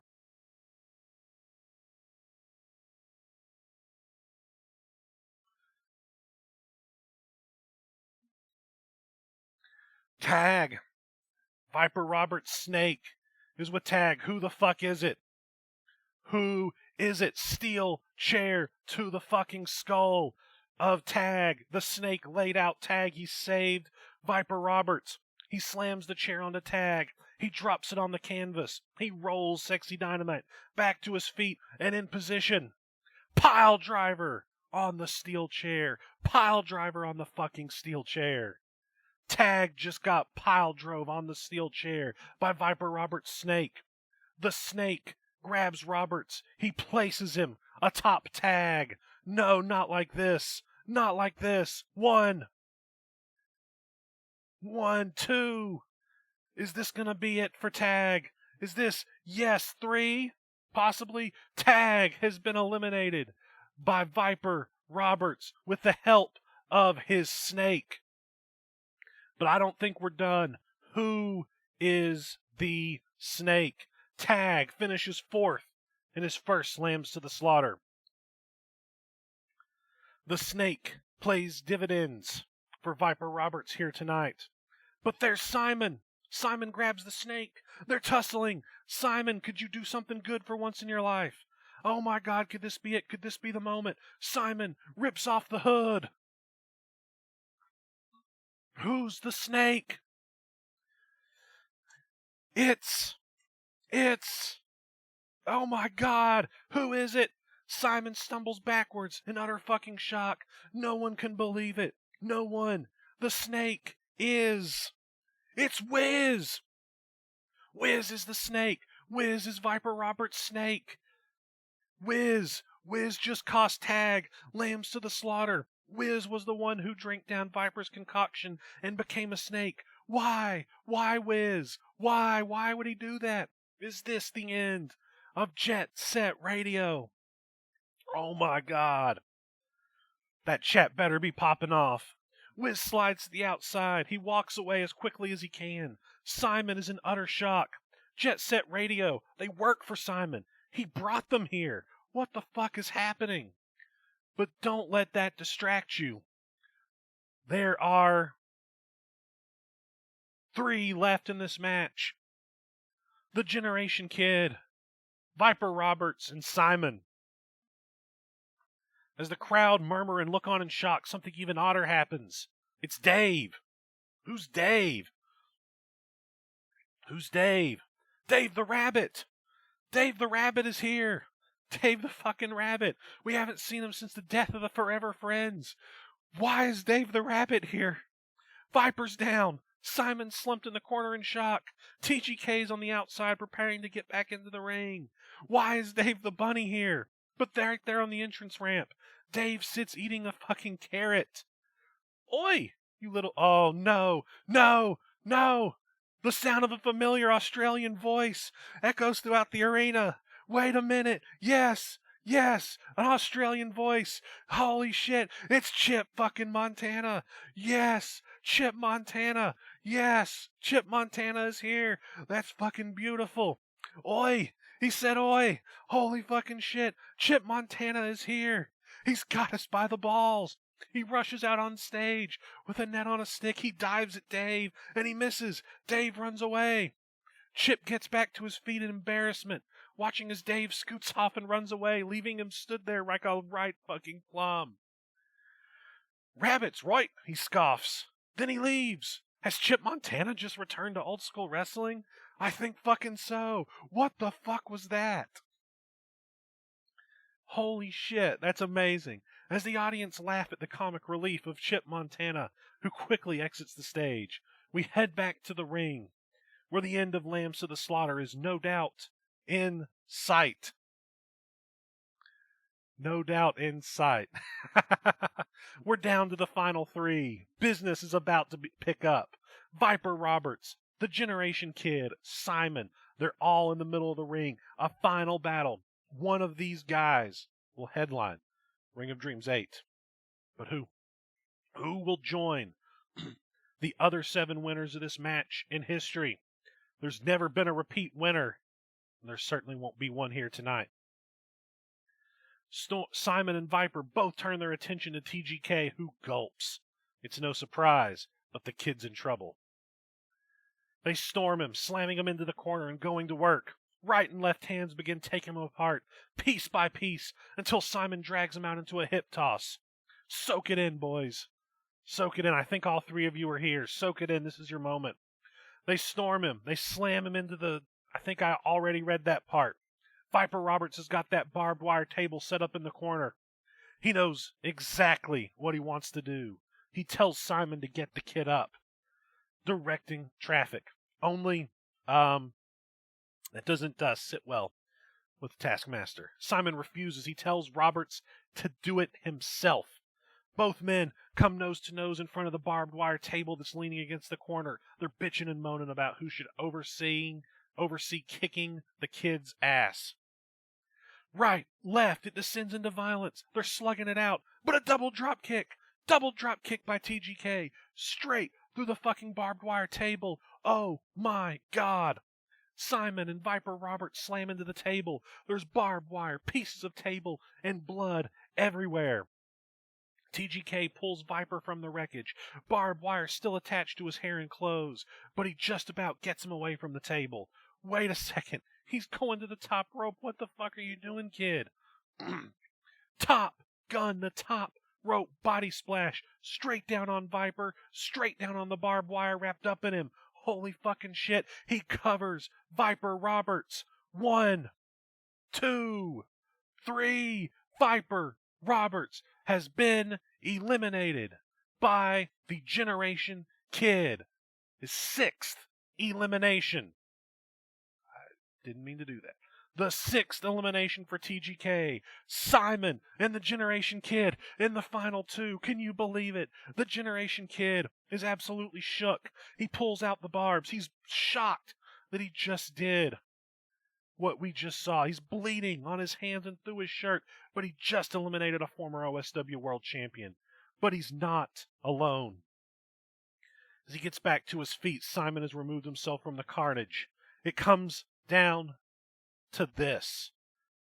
Who will go down in history as the winner of Lambs to the Slaughter 2022, the last Lambs to the Slaughter of Volume 2.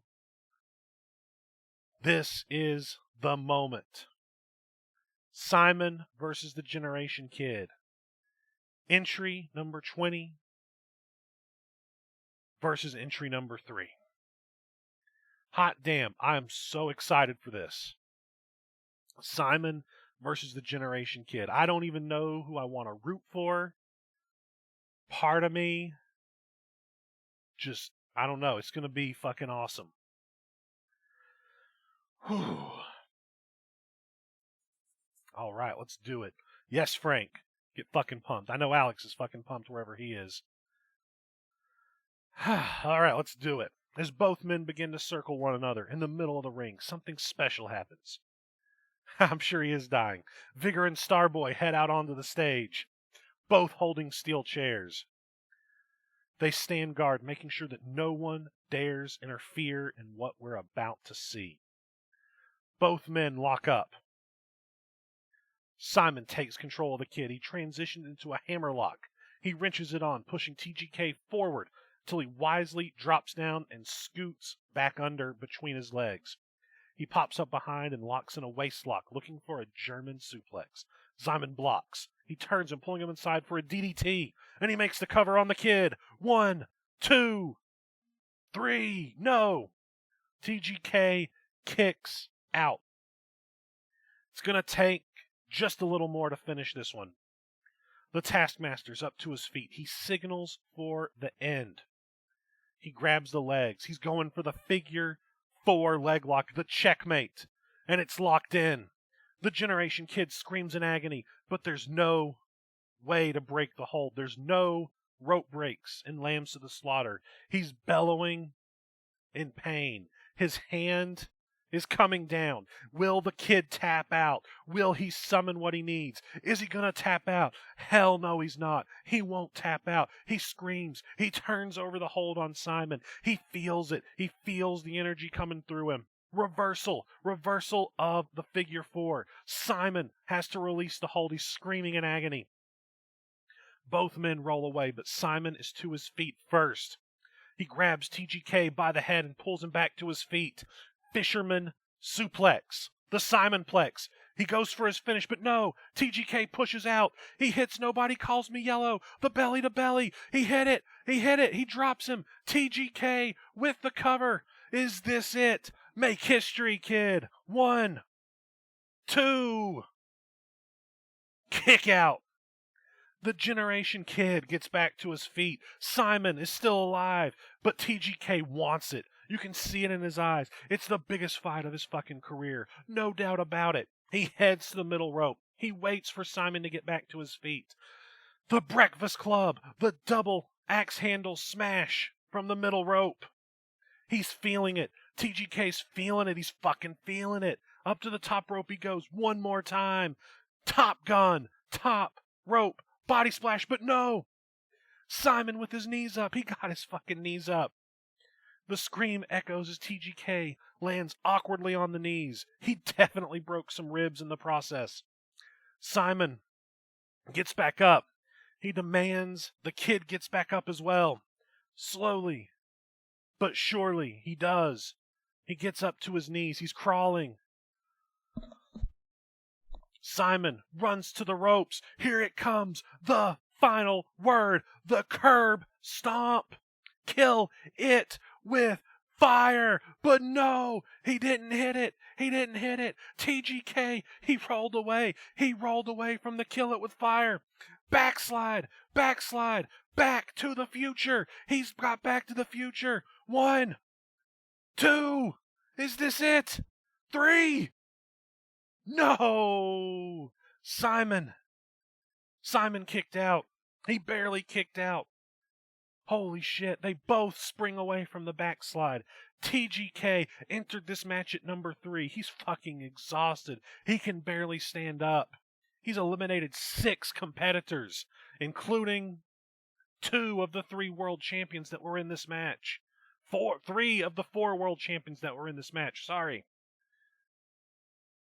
Holy shit. TGK can barely stand. The Taskmaster leans into the ropes, realizing that this is no walk in the park. If he wants to win, he's going to need a little something extra. He slides to the outside. He's got a steel chair. He enters the ring with it. The Generation Kid, he stumbles back to his feet. He doesn't have the energy. Steel chair to the fucking skull, but no. The Karate Kid, the crane kick to the chair. Whoa, excuse me, straight into Simon's stupid fucking face. The crowd goes crazy as Simon drops the chair and stumbles backwards. The rock bottom. He hits the rock bottom on the steel chair. TGK, make yourself famous, kid. The Excellent Adventure. Could this be it? TGK is hooking the leg. 1, 2. This is it. 3. Is that it? Yes, it is. Simon has been eliminated. The Generation Kid has done it with 7 eliminations.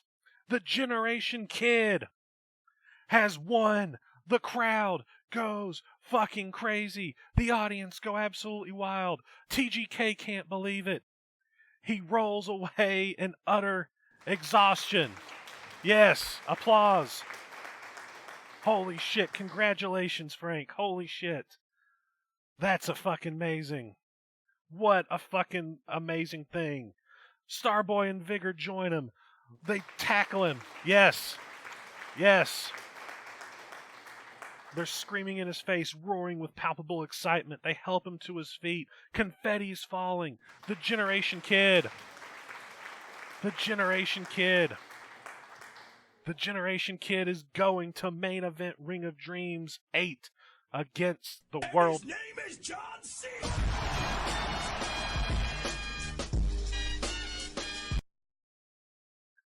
Yes. Yes. Fucking amazing. They're celebrating the biggest victory of his career.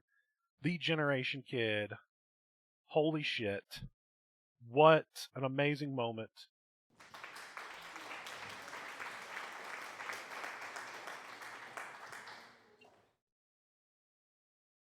What an amazing fucking moment. And yes.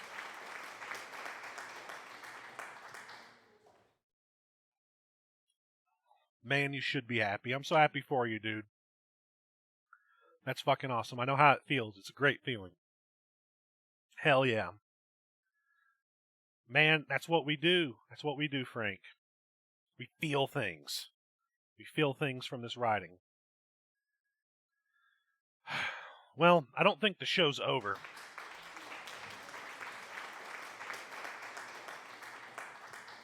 I don't think the show's over, so let's keep trucking.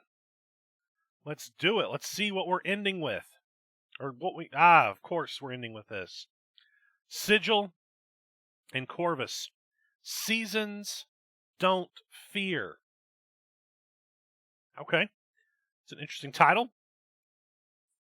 I think it's time to see if they can successfully kill Death, or what's going to happen with that. I have predicted that Death's son is going to show up in this section. So we'll see if it happens. Here we go. We're in the warehouse. A portal opens, and Sigil steps through. He's there. He's not sure what to expect whenever he enters. He carefully steps inside and takes a deep breath. And there, waiting for him, is Corvus. Is he coming? There's a pause and clank. The sound of something heavy slams behind Sigil, forcing the Collector to half turn his head towards the darkened door he entered through behind him. Something isn't right. Oh, something's going down. Of all the things I thought you were, foolish was not one of them. Okay. Is Corvus betraying Sigil? The Collector tries to portal, but he can't. Oh, he's got that shit that Butcher used, the primordial trap. The Crow is using it. Your escape powers won't work in here. If anyone's foolish, Sigil says, it's you, Crow. You had the chance to work with me to kill Death, your master, once and for all. I could have given you what he hadn't. There's a pause. Suddenly, pale-faced men and women wearing black suits, begin coming from all directions, surrounding Sigil, who's vastly outnumbered. I'll never work for or with you, Collector. They start closing in. Seasons don't fear the Reaper, but Death sent only his finest for you here tonight. As the Reapers close in on a helpless Sigil, there's a loud bang. Did you really just quote the Blue Oyster Cult, you fucking douchebag? What a douchebag. Who the hell is saving Sigil? Suddenly, from a walkway above, two ropes drop down from the middle of the lit circle that Sigil stands alone. It's Jay Jekyll and Michaela Lane. They join their friend in the middle of the Reapers, ready to fight. Here we go. That's cute. Corvus says you brought back up two members of Legacy. Did you really think I'd come alone? Sigil says, I never trusted you, Corvus. Wait, shouldn't there be two more? Corvus says, and the Collector laughs. Sanctus couldn't make it. He was too busy, zealoting. Suddenly, headlights illuminate the darkness as the sound of an engine revving can be heard. A truck flies into frame, blasting through the Reapers, rolling right over, through, and into as many as he can. Corvus barely dives out of the way. Then the fight begins. It's Tank Kirsch and the truck. He backs it up, running over anything that rises. Michaela, Sigil, and Jay go to work. They're delivering right and left hands to just about anything that moves. With the Reapers falling left and right thanks to Legacy's help, Sigil noticed that Corvus is running away towards the back door, but he's too busy battling the swarm of Reapers to try and stop him. You gotta let him go, boss. We can't win this fight without you, Michaela says. Sigil looks towards the door as he exits, surely angered. Corvus tried to play him here tonight. He colluded with Death to trap him in this warehouse and murder him, but Sigil saw it coming. The Collector brought his backup in Legacy, and as they fight through the Reapers sent by Death to take their souls, the real war is only beginning. And that is the end of the show. Hot damn. No Death's son, neither of them died, but Legacy returned. I actually had a thought earlier today. I was like, man, when's Legacy going to come back? But there they fucking are. Yes, 317. 317 is the official runtime. I have no idea who predicted anything close to that. Man, what a fucking amazing show. I can't even articulate how awesome this show was, man. Holy shit. Congratulations to all the champions who retain. Congratulations to the new champions. Most of all, congratulations to Frank, the Generation Kid, for that fucking awesome win. Amazing show. Frank, I'm so glad you got an account and participated here. I'm really glad to see you in here. I'm glad you were here for this event. Man, what a fucking awesome show. I can't even articulate it. Just fucking amazing. Fucking amazing.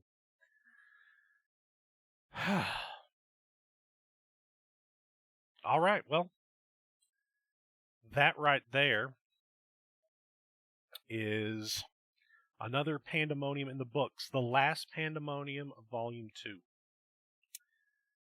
And that is 8 individual winners in the 8 Lambs to the Slaughter matches at Pandemonium. And we will see if the Generation Kid is able to break the Pandemonium's curse. What an awesome show. Dean, what an amazing ass Lambs match, and credit to all the match writers for theirs, but Lambs was the star of the show here. So I'm going to go ahead and close this thing down, and I imagine people are probably still in the voice chat chatting, which I may join for a few minutes, but we'll do this again for Ring of Dreams in 2 months, I think, and should be fucking awesome. Thank you guys so much for coming out. I always appreciate the support, and long live OSW. Great stuff. Have a good one, guys.